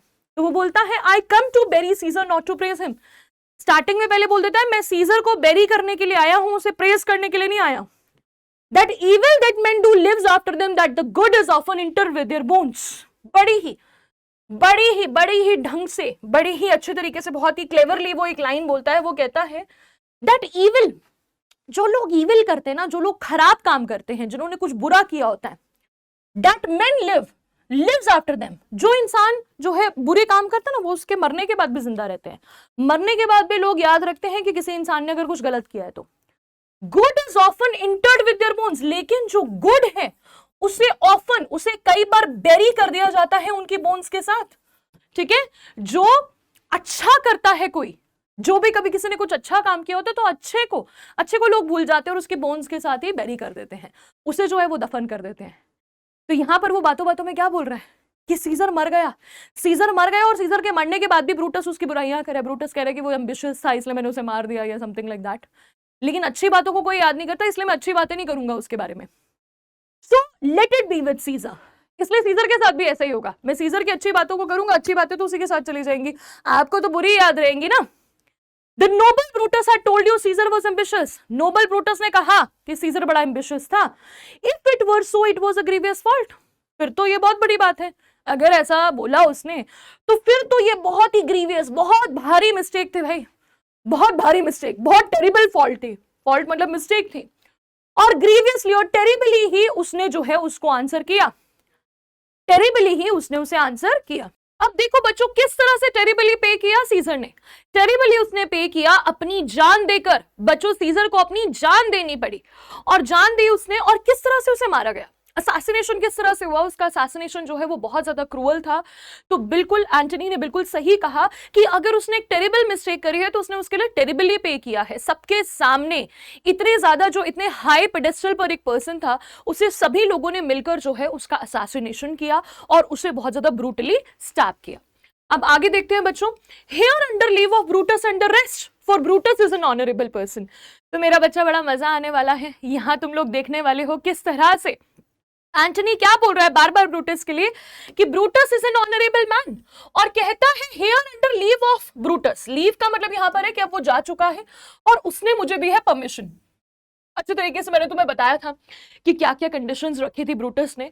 ब्रूटस ने एक बहुत सॉलिड जो है एक रखी थी अपनी कंडीशन कि तुझे बताना है, कि क्या बताना है, कि मैंने तुझे परमिशन दी, हमने तुझे परमिशन दी है, तो ही तो यहां पर बोल रहा है। वो सबको दिखाना चाहते थे कि हमने परमिशन एंटनी को इसलिए दी है क्योंकि जो हमारा कॉज है वो बहुत ज्यादा नोबल है, हमारा कॉज बिल्कुल भी ब्लडी नहीं है। So are they all honourable man. उन्हें क्या बुला रहे हैं, उन सबको बोल रहे हैं सारे के सारे, सिर्फ ब्रूटस ही नहीं, ये सारे के सारे लोग जो है वो बहुत ज्यादा ऑनरेबल हैं, बहुत ज्यादा इज्जतदार हैं। Come I to speak in Caesar's funeral. मैं यहाँ जो है सीजर के फ्यूनरल में बोलने आया हूं, इसलिए बोलने आया हूं क्योंकि इन लोगों ने मुझे जो है वो परमिशन दी है। तो एक तरह से हम लोग देख रहे हैं कि एंटनी ने ब्रूटस की जो पहली कंडीशन थी वो फुलफिल कर दी। पहली क्या मतलब, 3 कंडीशंस उसने उसकी फुलफिल करी। पहली कंडीशन क्या थी कि ब्रूटस ने बोला था पहले मैं बोलूंगा फिर तू बोलेगा, वही हुआ। अब ये बाद में दे रहा है स्पीच। दूसरा, तो सेम जगह पर बोलेगा, सेम प्लेटफॉर्म पे बोलेगा जहां मैं बोल रहा हूं, वही वो कर रहा है। तीसरा, उसने कहा मेरी परमिशन वाली बात जरूर बोलनी है। लेकिन जब वो चौथी कंडीशन रखता है कि तुम मेरे खिलाफ कुछ नहीं बोलेगा, तुझे हमारे अगेंस्ट कुछ नहीं बोल रहा, इसलिए वो बोल रहा है ठीक है मैं अगेंस्ट नहीं बोलूंगा, मैं इन्हें बुलाऊंगा honourable. He was my friend faithful and just to me। अब यहां पर बेटा हम लोग शुरू करेंगे किस तरह से एंटनी ने क्या क्या बोला, ठीक है, किस तरह से उसने कन्विंस किया लोगों को। सबसे पहले वो बोलता है कि वो मेरा फ्रेंड था, मेरे साथ बहुत ज्यादा फेथफुल था। सीजर मेरे साथ बहुत फेथफुल था, मेरे साथ बहुत जस्ट था, ठीक है, उसने मेरे साथ बहुत जस्टिस किया। But Brutus says he was ambitious, लेकिन ब्रूटस तो कह रहा है कि वो एम्बिशियस था, and Brutus is an honourable man. और ब्रूटस तो भैया तुम्हें पता है कितना इज्जतदार इंसान है। He had brought many captives home to Rome, whose ransoms did the general coffers fill। ध्यान से बेटा देखना क्या क्या बोलता है एंटनी सीजर के फेवर में, इनडायरेक्टली बोल रहा है ये सब। बोल रहा है बहुत कुछ, पर सारी की सारी चीजें जो है इनडायरेक्टली बोल रहा है। कह रहा है सबसे पहले वो बोलता है कि ब्रूटस तो कहता है कि वो एम्बिशियस है, सीजर एम्बिशियस है, लेकिन कई बार सीजर जो है उसने लेकर आए हैं यहां पर captives. What are captives? Captives का मतलब होता है प्रिजनर्स। वो प्रिजनर्स लेकर आया है रोम में, जिनके बदले रैंसम दी गई है। रैंसम दी गई है, जिन रैंसम से जनरल कॉफर्स को फिल किया गया है। What are general coffers? Coffers यानी कि ट्रेजरी, ट्रेजर। तो मैंने शायद आपको पहले भी बताया था बेटा कि पहले के जमाने में क्या हुआ करता था कि जो राजा वाजा होते थे ना, जहां पर कहीं जाते थे लड़ाई करने के लिए, वहां पर जो है सब लड़ाई करने के बाद जब ये जीत जाते थे तो वहां से ना किसी को किडनैप करके ले आते थे, किसी को प्रिजनर बनाकर ले आते थे। ज्यादातर राजा को लाते थे या उसके बेटे को ले आते थे और उसे ना बांध कर लाते थे। ठीक है, जो अपनी चैरियट है ना, अपनी चैरियट के साथ उसे बांध कर लाते थे, फिर उसके बदले वो लोग पैसे मांगते थे। यहां पर मैंने एक्सप्लेन भी किया, prisoners back to Rome and the money paid for their freedom.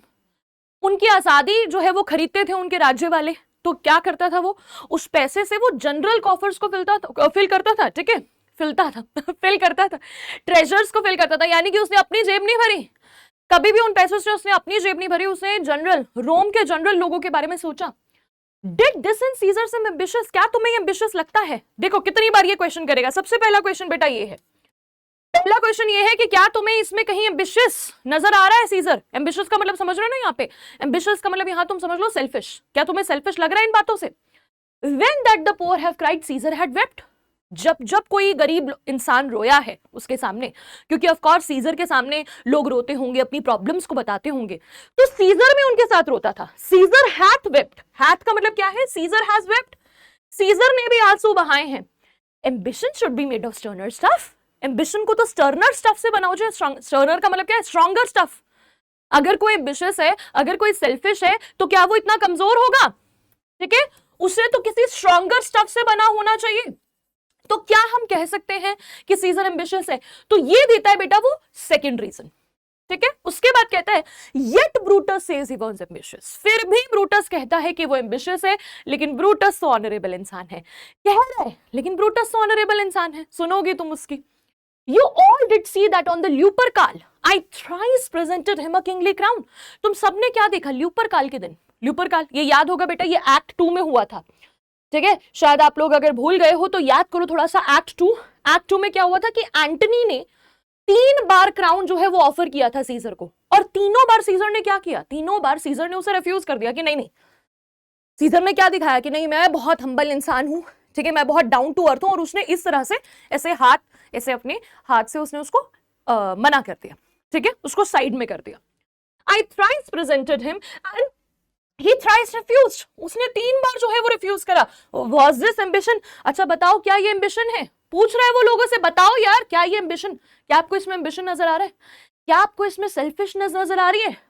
अगर कोई सेल्फिश होगा तो वो चाहेगा ना कि हाँ मुझे तो क्राउन पहना दो, मैं तो खुश हूं, मैं तो राजा बन जाऊंगा। Yet Brutus says he was ambitious. फिर भी ब्रूटस कहता है, yet का मतलब क्या है? फिर भी। Still ब्रूटस कह रहा है कि वो ambitious है, and sure he is an honorable इंसान। ठीक है भाई, वो तो ऑनरेबल इंसान है, ऑनरेबल मैन है, तो मैं क्या ही बोलूं। बार बार देखो यहां पर क्या कर रहा है एंटनी। एंटनी जो है वो अपने वर्ड्स में बहुत ज्यादा क्लेवर है। उसे पता है कि जो अभी पब्लिक है वो सारी की सारी अभी थोड़ी देर पहले बिल्कुल ब्रूटस के फेवर में थी, तो वो एकदम से ब्रूटस की बुराई नहीं कर सकता। बार बार ब्रूटस को जो है वो एम्बिशियस बुला रहा है, लेकिन उस चीज की आयरनी को रिप्रेजेंट कर रहा है कि वो ऑनरेबल है। ऑनरेबल होने के बाद उसने कई बार जो है सीजर को एम्बिशियस बोला, लेकिन मैंने तुम्हारे सामने प्रूव कर दिया कि सीजर एम्बिशियस नहीं है। 3 एग्जांपल्स दिए बेटा उसने। ठीक है, आगे I speak not to disprove what Brutus spoke. यहां फिर बोलता है अपने आप को सेव करने के लिए कि भाई मैं यहां इसलिए नहीं खड़ा कि मैं ब्रूटस की सारी बातों को क्या करूंगा, क्या वर्ड यूज किया बेटा यहां पे? डिस्प्रूव। ठीक है, डिस्प्रूव करूंगा, यानी कि उसकी सारी बातें जो उसने प्रूव करी है मैं उन्हें डिस्प्रूव कर दूं, यानी कि मैं उन्हें कॉन्ट्राडिक्ट करूं। ठीक है, उनको बताऊं कि भाई वो किस तरह से गलत थी। But here I am to speak what I do know. लेकिन मैं यहां क्यों खड़ा हूं? मैं यहां ये बोलने के लिए खड़ा हूं जो मुझे पता है। जो मुझे पता है मैं तो तुम्हें वही बता रहा हूं। ठीक है, मैं यहां कुछ डिस्प्रूव नहीं कर रहा, मैं तुम्हें मतलब वो बेसिकली क्या बोलने की कोशिश कर रहा है? एंटनी यहां बोल रहा है कि मैं जो भी बोल रहा हूं मैं ना एकदम सच बोल रहा हूं। You all did love him once, not without cause. Without cause withholds you. अच्छा, what cause withholds you?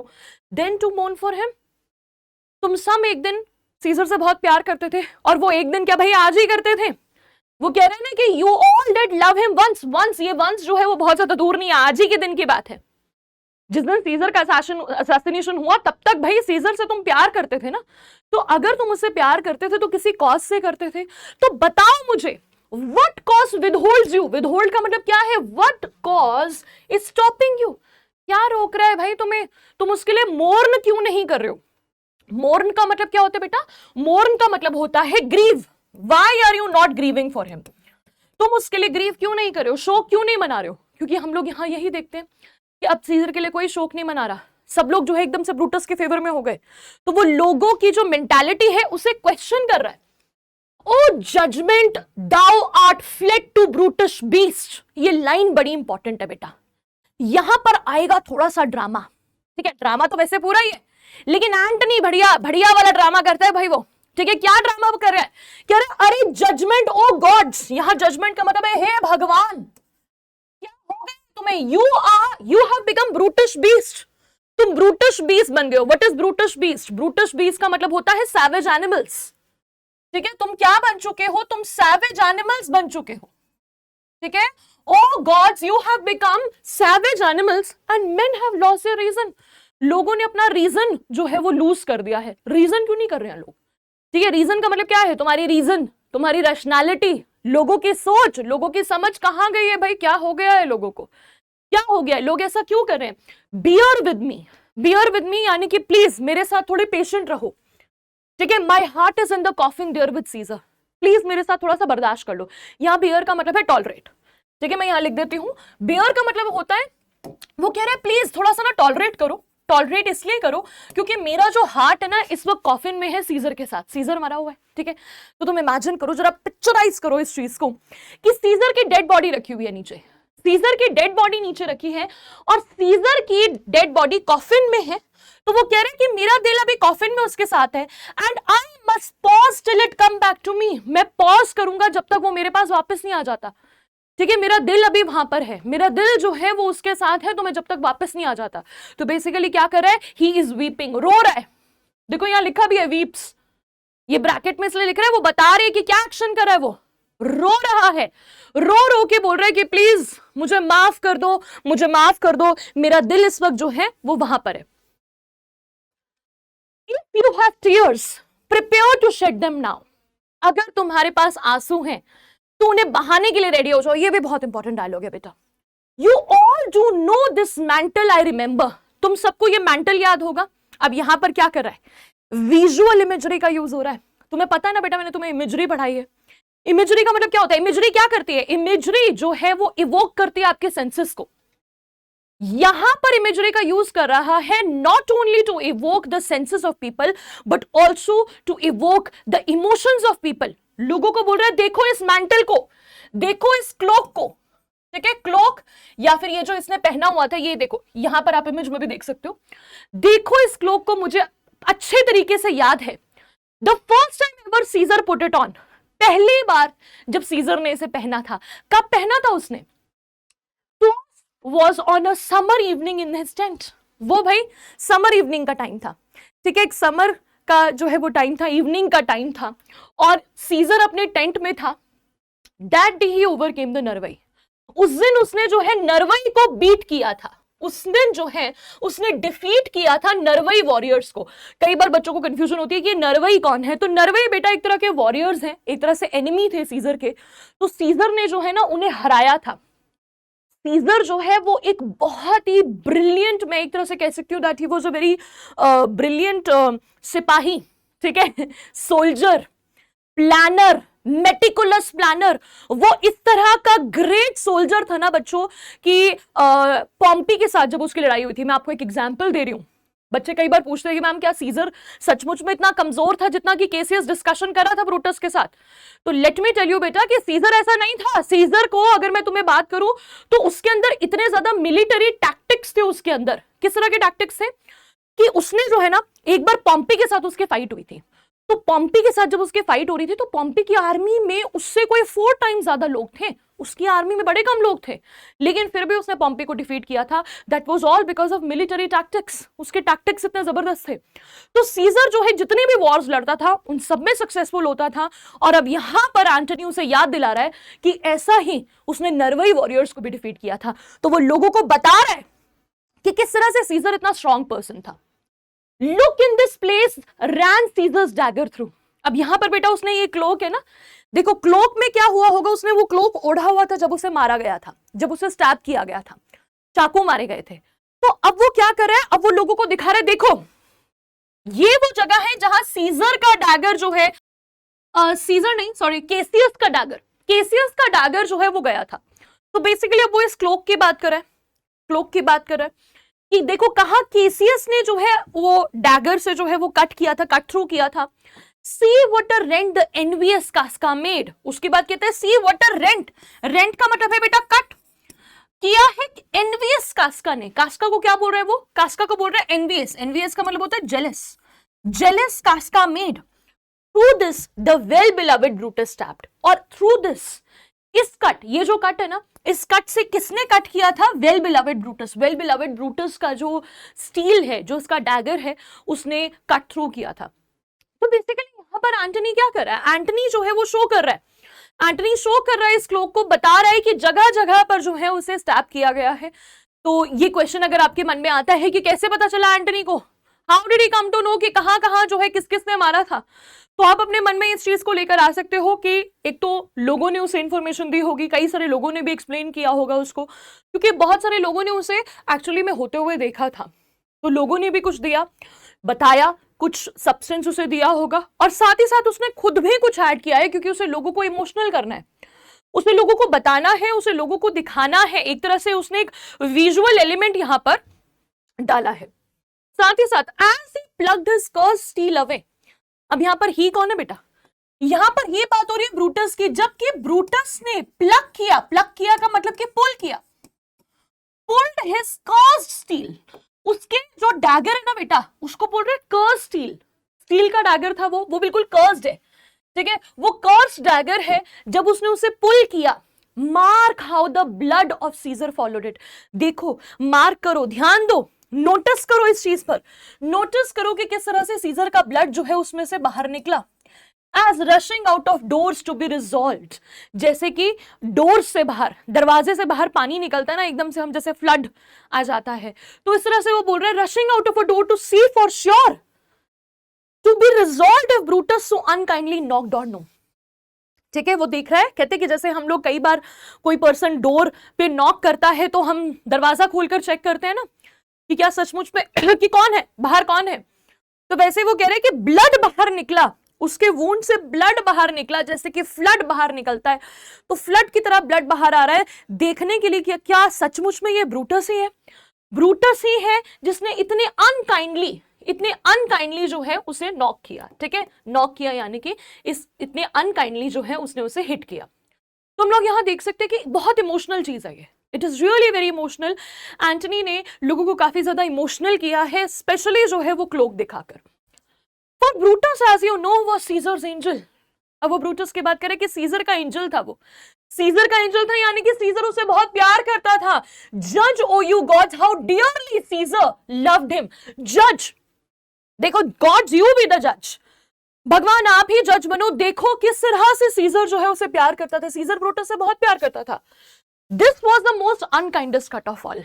ये बड़ी इंपॉर्टेंट लाइन है, ठीक है, इससे रिलेटेड आपको जो है एमसीक्यू भी आ सकता है। Most unkindest cut of all, किसका था सबसे अनकाइंडेस्ट कट? सबसे ज्यादा अनकाइंडेस्ट कट जो है वो ब्रूटस का था, क्योंकि एक्सपेक्ट ही नहीं किया था सीजर ने कि वो भी उसके साथ ऐसा कर सकता है। जब ब्रूटस ने उसे स्टैब किया तो उसको एकदम से यकीन ही नहीं हुआ that it is really Indeed Brutus. उस टाइम पे उसने शॉक दिखाया, बिट्रेयल दिखाया। ठीक है, जब वो ये लाइन बोलते हैं ना, ए तू ब्रूथ, जब वो बोलता है ए तू ब्रूथ, तो उसके मन में क्या चल रहा होता है? शॉक एंड बिट्रेयल जो है उसके मन में चल रहा होता है। For when the noble Caesar saw him stab, ingratitude more strong than traitor's arm, quite vanquished him. यहां पर क्या वर्ड्स यूज किए हैं बेटा? यहां पर बोला है कि जब ब्रूटस ने, जब नोबल सीजर ने देखा कि ब्रूटस उसे स्टैब कर रहा है, ब्रूटस जो है वो उसे स्टैब कर रहा है, तो उसके सामने सबसे पहले आया ब्रूटस का इनग्रैटिट्यूड। इनग्रैटिट्यूड का मतलब क्या होता है बेटा? थैंकलेसनेस। इनग्रैटिट्यूड means thanklessness. ब्रूटस इतना ज्यादा थैंकलेस हो गया, उसने उसके थैंकलेसनेस को देखा, जो कि किसी ट्रेटर के वेपन से भी ज्यादा शार्प था। क्योंकि ब्रूटस को वो क्यों कह रहा है थैंकलेस? क्योंकि ब्रूटस को थैंकफुल होना चाहिए कि सीजर उससे इतना प्यार करता था। सीजर इतनी हायर पोजीशन में था, फिर भी वो ब्रूटस से बहुत प्यार करता था, लेकिन ब्रूटस ने क्या किया? ब्रूटस ने इनग्रैटिट्यूड शो करते हुए उसे मार डाला। क्वाइट वैंक्विश्ड हिम यानी कि ओवरवेल्म्ड हिम। वैंक्विश का मतलब होता है भर दिया था। उस टाइम पे इस चीज से उसने इनग्रैटिट्यूड से वो भर गया था। Then burst his mighty heart. फिर उसके बाद उसका माइटी हार्ट, उसका जो एक तरह से स्ट्रॉन्ग हार्ट है, उसका जो ब्रेव हार्ट है, हमें ये अच्छी तरीके से पता है कि सीजर बहुत ज्यादा ब्रेव है। उसका ब्रेव हार्ट किस टाइम टूटा, किस टाइम ब्रेक हुआ? जब ब्रूटस ने उसे मारा। In his mantle muffling up his face, even at the base of Pompey's statue, which all the while ran blood, great Caesar fell. और उसके बाद वो ये हमें फिर से एक विजुअल इमेजरी देता है कि सीजर कैसे गिरा। जब सीजर गिरा तो उसका ये मैंटल उसे मफल कर रहा था। मफल यानी कि उसके फेस को कवर कर रहा था, ठीक है। उसका फेस जो है जब वो गिरा पॉम्पी के स्टैचू पे, ठीक है, कितनी बड़ी आयरनी है, जिस पॉम्पी को उसने डिफीट किया था, ठीक है, जिस पॉम्पी को उसने डिफीट किया था, जिस पॉम्पी को लोग भूल गए थे और अब सीजर को ही याद रख रहे थे, उसी पॉम्पी के पैरों में जो है, उसी के स्टैचू के नीचे वो मर जाता है, गिर जाता है, और ऑल द वाइल उसका बहुत ज्यादा ब्लड जो है वो बह रहा होता है, ठीक है। Now O what a fall was there my countryman, O what a fall was there. ये कैसा फॉल था, ठीक है, फॉल, ये ग्रेटेस्ट फॉल था, क्योंकि सीजर का फॉल हुआ था उस दिन, सीजर का फॉल हुआ था उस टाइम पे, सीजर जो है वो गिरा था। Then I and you and all of us fell down. जब सीजर गिरा ना, जब सीजर की एक तरह से हम लोग कह सकते हैं कि सीजर जब उसकी डेथ हो गई और वो गिरा, तो वो सिर्फ वही नहीं गिरा, हम सब गिरे, all of us fell down, तुम भी, मैं भी, हम सब गिरे। whilst bloody treason flourished over us, whilst का मतलब while, मीनवाइल जो है ब्लडी ट्रीजन जो है वो हमारे ऊपर फ्लरिश कर रहा था। हमारा जो है ना ट्रीजन जो है वो अपनी विक्ट्री सेलिब्रेट कर रहा था। ट्रीजन कैसे विक्ट्री सेलिब्रेट कर रहा था? ट्रीजन का मतलब समझो ना, देशद्रोह। कौन कर रहा था देशद्रोह? कौन कर रहा था? किसने किया था ट्रीजन? कॉन्स्पिरेटर्स ने। और कॉन्स्पिरेटर्स क्या कर रहे थे? कॉन्स्पिरेटर्स ने सीजर को मारने के बाद सेलिब्रेट करना शुरू कर दिया। They started celebrating, they started flourishing. Oh, now you weep and I perceive you feel the dint of pity. और now you weep. अब वो देखता है कि लोग रो रहे हैं, ठीक है। अब यहाँ पर एंटनी को दिख रहा है कि लोग जो है दे आर वीपिंग, उनके आंसू बह रहे हैं। वो कहते हैं I perceive, I see, you feel the dint of pity. अब आपको dint of pity जो है वो आपके अंदर मुझे दिखाई दे रहा है। dint का मतलब एक तरह से एक हल्की सी झलक पिटी की, दया की मुझे आप लोगों के अंदर नजर आ रही है। आई कैन फील कि आप लोग पिटी जो है वो फील कर सकते हो। These are gracious drops. ये जो आपके आंसू जो बह रहे हैं, आंखों से जो आंसू बह रहे हैं, ये ग्रेशियस ड्रॉप्स हैं, बहुत रिस्पेक्टफुल ड्रॉप्स हैं। Kind souls, what weep you when you but behold our Caesar's vestures wounded. वो कहते हैं kind souls क्या रो रहे हो आप लोग? When you are looking, behold our Caesar's vesture. ठीक है, तुम लोग क्या रो रहे हो? सीजर के वुंडेड क्लोक को देखकर। वेस्चर का मतलब यहां पर है, ठीक है, वेस्चर वुंडेड, वेस्चर का मतलब होता है मेरा बच्चा क्लोक। इस टाइम आप उसके कपड़े को देखकर रो रहे हो। Look you here is himself. आप लोग तो सिर्फ उसके क्लोक को देख के रो रहे हो। देखो यहां पर सीजर खुद है, खुद सीजर को देखो, खुद सीजर यहां पर लेटा हुआ है। आप जो है सिर्फ उसके क्लोक को देखकर रो रहे हो। देखो यहां पर सीजर को मार्ड एज यू सी, वो मार्ड है। मार्ड का मतलब battered, battered as you see with traitors.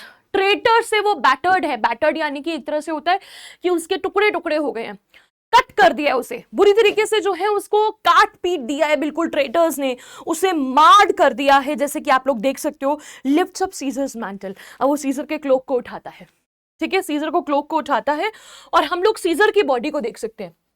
Good friends, sweet friends, let me not stir you up to such a sudden flood of mutiny. ठीक है, अब हम लोग यहां पर क्या देखते हैं, ठीक है, वो सीजर की बॉडी को भी दिखाता है।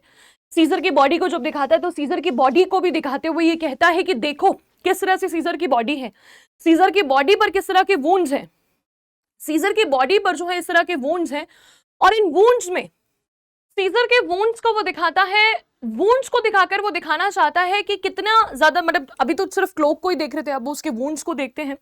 अच्छा, जब ये एंटनी ये सब बोल रहा होता है तो लोग जो है ना एकदम से बहुत ज्यादा एग्रावेट हो जाते हैं, ठीक है, लोगों का गुस्सा जो है वो एकदम से बहुत बढ़ जाता है। तो लोग जो है गुस्सा करके बोलने लगते हैं कि हम लोग जो है हाउसेस जला देंगे सारे के सारे कॉन्स्पिरेटर्स का, हम लोग एक एक करके जो है उन्हें मार देंगे, जहां कोई कॉन्स्पिरेटर नजर आया हम उसे मार देंगे। तो एकदम से उन्हें एंटनी स्टॉप करता है। एंटनी कहता है, good friends, sweet friends, let me not stir you up. मैं आप लोगों को स्टर अप नहीं करूंगा, स्टर अप नहीं करूंगा, यानी कि मैं आप लोगों को जो है ना एक तरह से इमोशनल नहीं करना चाहता। I am not going to make you emotional, कि एकदम से आपके अंदर सडन फ्लड ऑफ म्यूटिनी आ जाए। म्यूटिनी का मतलब क्या होता है? म्यूटिनी का मतलब होता है एक तरह से कि आप लोग जो है रिवोल्ट करने लगो, a sudden surge of revolt, कि आप एकदम से रिवोल्ट करने लगो। ये मैं नहीं चाहता कि आप एकदम से रिवोल्ट करने लगो, एकदम से जाकर कॉन्स्पिरेटर्स को जो है मारना शुरू कर दो। They that have done this deed are honourable, जिन्होंने ये डीड किया है वो सब कौन है? वो सब तो बहुत ज्यादा ऑनरेबल है। What private griefs they have, alas I know not। उन्हें क्या प्राइवेट ग्रीव्स से, उन्हें क्या प्राइवेट ग्रीव्स से ये मैं नहीं जानता, ठीक है। प्राइवेट ग्रीव्स यानी कि अब यहां पर देखो वो इंडिकेट करा है कि उनको ना कुछ प्राइवेट ही, उनकी अपनी खुद की कुछ प्रॉब्लम्स थी, उनकी खुद की जो है कुछ प्रॉब्लम्स थी, उन्हें खुद जो है हो सकता है जेलिसी हो उससे, कुछ पर्सनल ग्रजेस हो सीजर से, मुझे नहीं पता। They have alas, alas is an expression of sorrow, expression of सोरो। अलास आई नो नॉट, मुझे नहीं पता। Alas that made them do it, मुझे नहीं पता कि किन पर्सनल ग्रजेस की वजह से, किन पर्सनल प्रॉब्लम्स की वजह से उन्होंने मारा सीजर को। They are wise and honourable, लेकिन वो वाइज और ऑनरेबल है and will no doubt with reasons answer you. वो आप लोगों को रीजन से ही आंसर करेंगे। अब वो लोगों को इसके लिए भी कन्विंस कर रहा है कि हो सकता है कि मेरे बोलने के बाद फिर से यहां पर वो पोडियम पर खड़े हो जाए, फिर से वो आप लोगों को कन्विंस करना शुरू कर दे। तो वो उसके लिए भी बेस रेडी कर रहा है, ठीक है, बेस रेडी कर रहा है, कह रहे हैं कि वो आपको रीजंस के साथ ही आंसर करेंगे। I come not friends to steal away your hearts, मैं आप लोगों के दिलों को चुराने नहीं आया हूं, दिलों को चुराने आया हूं आप लोगों की लॉयल्टी को। दिलों को चुराने का मतलब है यहां पर मैं आप लोगों की लॉयल्टी को स्टील करने नहीं आया हूं friends. I am no orator, मैं कोई ओरेटर नहीं हूं, ठीक है। ओरेटर यानी कि जो बहुत अच्छी स्पीच देता है। मैं ब्रूटस की तरह अच्छा ऑरेटर नहीं हूं, ब्रूटस एक बहुत अच्छा ऑरेटर है, but as you know me all a plain blunt man, मैं और कुछ नहीं, मैं बहुत अच्छा ऑरेटर नहीं हूं, लेकिन मैं जो है एक प्लेन ब्लंट मैन हूं। प्लेन ब्लंट का मैन का मतलब होता है मैं बिल्कुल सीधी बात बोलता हूं, प्लेन बात बोलता हूं, सीधी बात बोलता हूं, ब्लंटली बोलता हूं।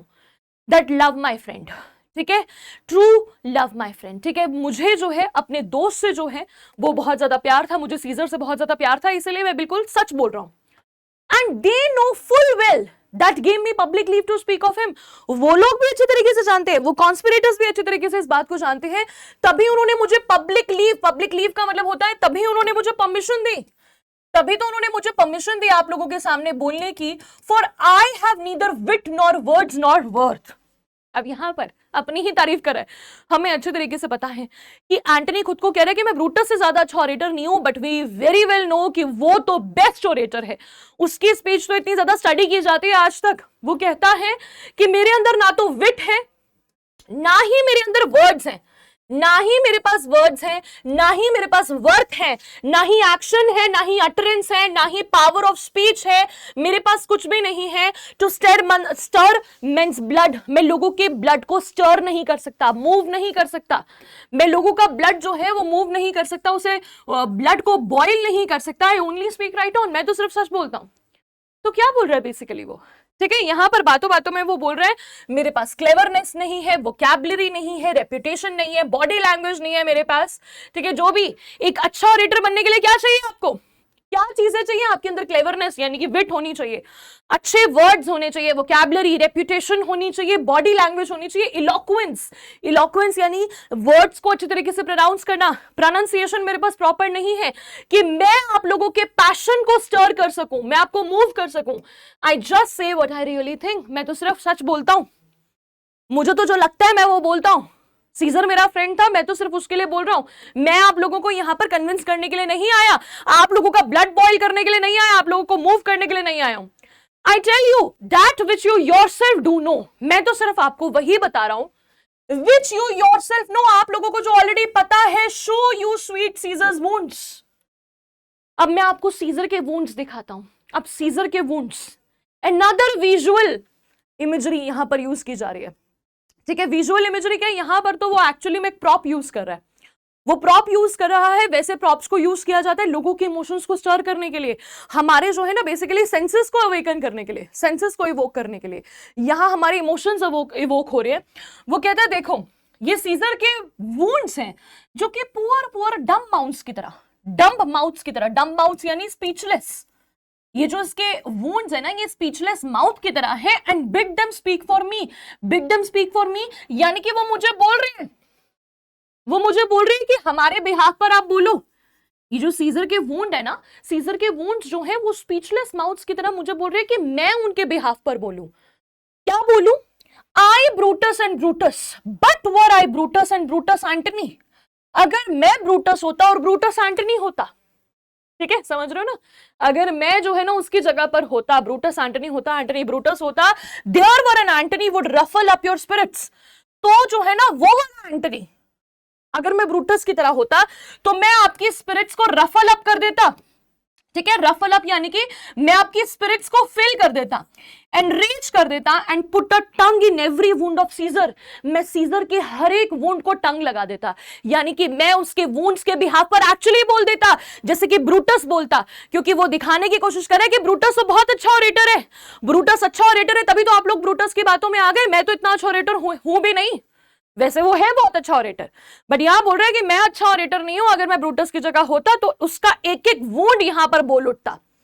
इन every wound of Caesar that should move the stones of Rome to rise and mutiny. तो एक एक वुंड जो है सीजर का बोलता आप लोगों को कि आप लोग उठो।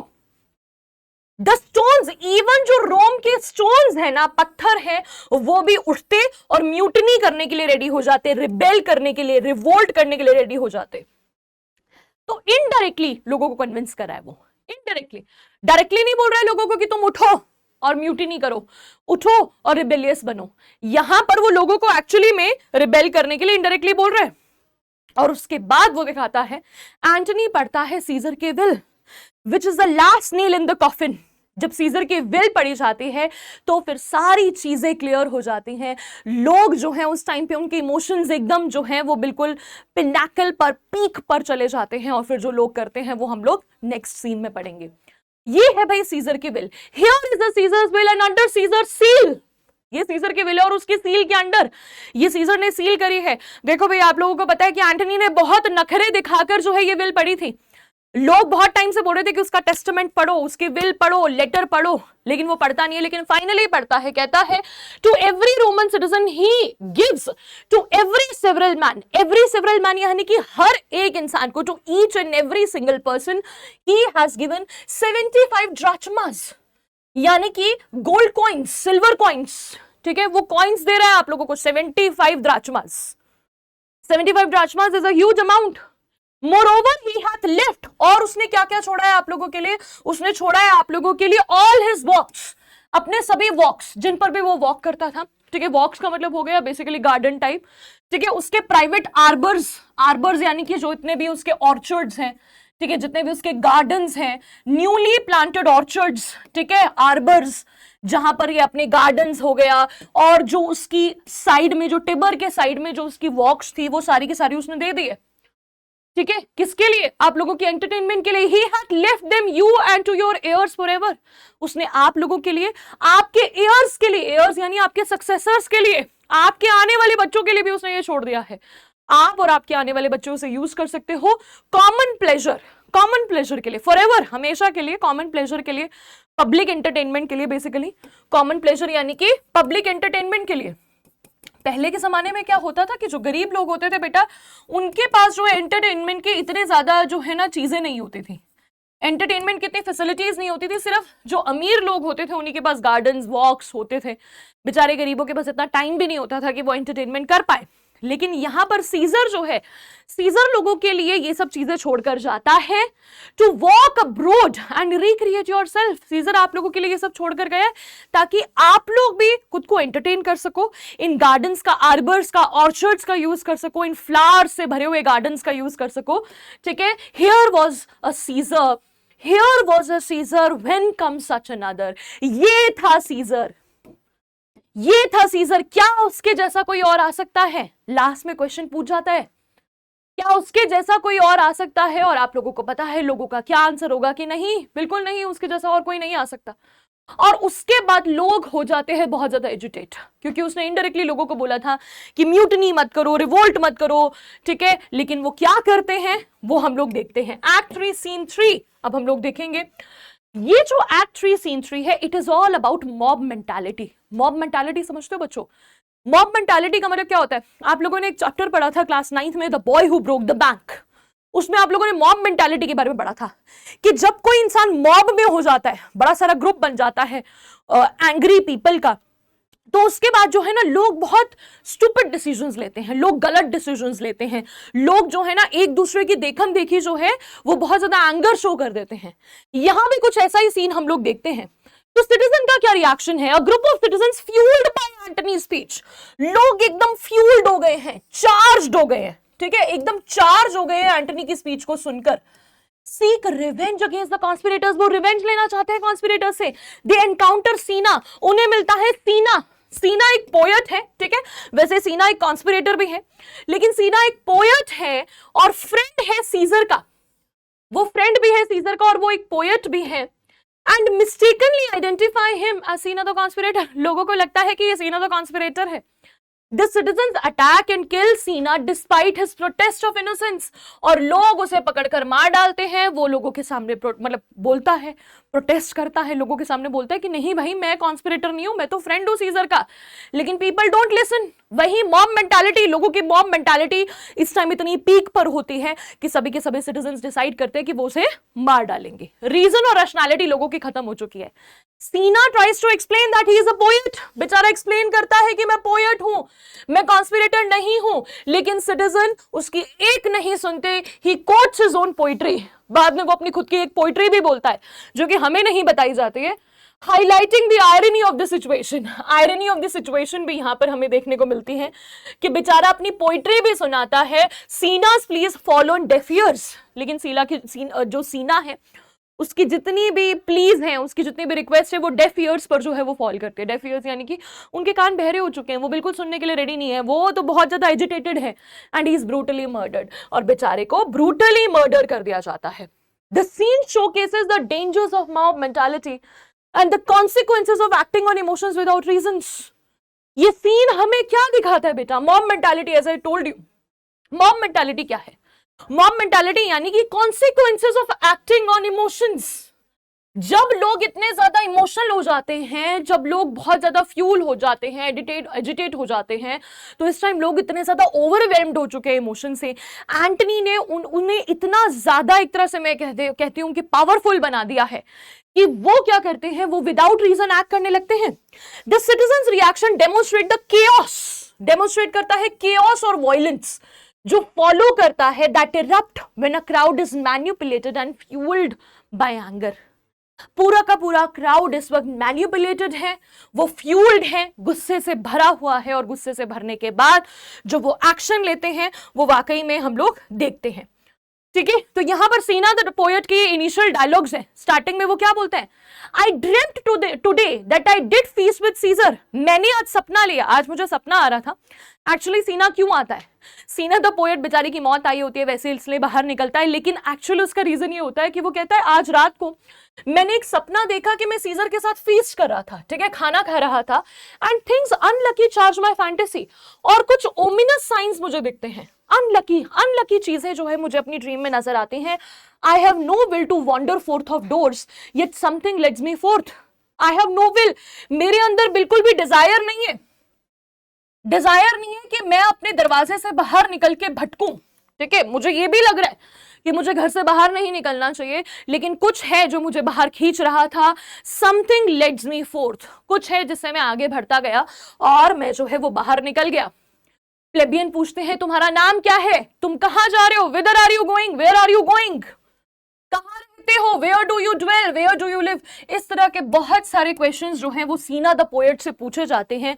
सीना द पोएट उन्हें आंसर भी करता है और बेचारा बोलता भी है, आई एम नॉट सीना द कॉन्स्पिरेटर, मैं सीना द कॉन्स्पिरेटर नहीं हूं, मैं बिल्कुल भी सीना द कॉन्स्पिरेटर नहीं हूं। It is no matter his name is Cinna pluck, but his name out of his heart and turn him going. Pluck, pluck यानी कि पुल, पकड़ो इसको, हाँ पकड़ो इसको, उसका नाम सीना है प्लक बट हिज नेम, ठीक है, प्लक यानी कि पुल कर दो, रिप कर दो, ठीक है, सब कुछ मार डालो उसको, ठीक है, rip only his name out of his heart and send him away, उसके दिल में से उसका नाम निकाल दो और फिर उसे जाने दो। तो बेसिकली ऑब्वियसली जब उसके हार्ट में स्टैब करेंगे वो क्या कह रहे हैं कि हम उसके हार्ट को प्लग करेंगे, यानी कि उसमें से उसके नाम को बाहर निकाल देंगे, क्योंकि नाम ही उसका गलत है, सीना। लोगों के अंदर तो सभी कॉन्स्पिरेटर्स को लेकर गुस्सा भरा हुआ है। टीयर हिम, कम ब्रांड्स, आओ आओ, कम ब्रांड्स, ब्रांड्स यानी कि फायर ब्रांड्स। लोग जो हैं यहाँ पर, जो मॉब है जिनके हाथ में इस टाइम पे टॉर्चेस हैं, वो सारे के सारे आते हैं। Firebrands to Brutus to Cassius burn all, जाओ फायर ब्रांड्स यानी जिनके भी हाथ में मशाल है, जिनके भी हाथ में टॉर्चेस है, जाओ जाकर जला दो, ब्रूटस, केसियस सबको जला दो।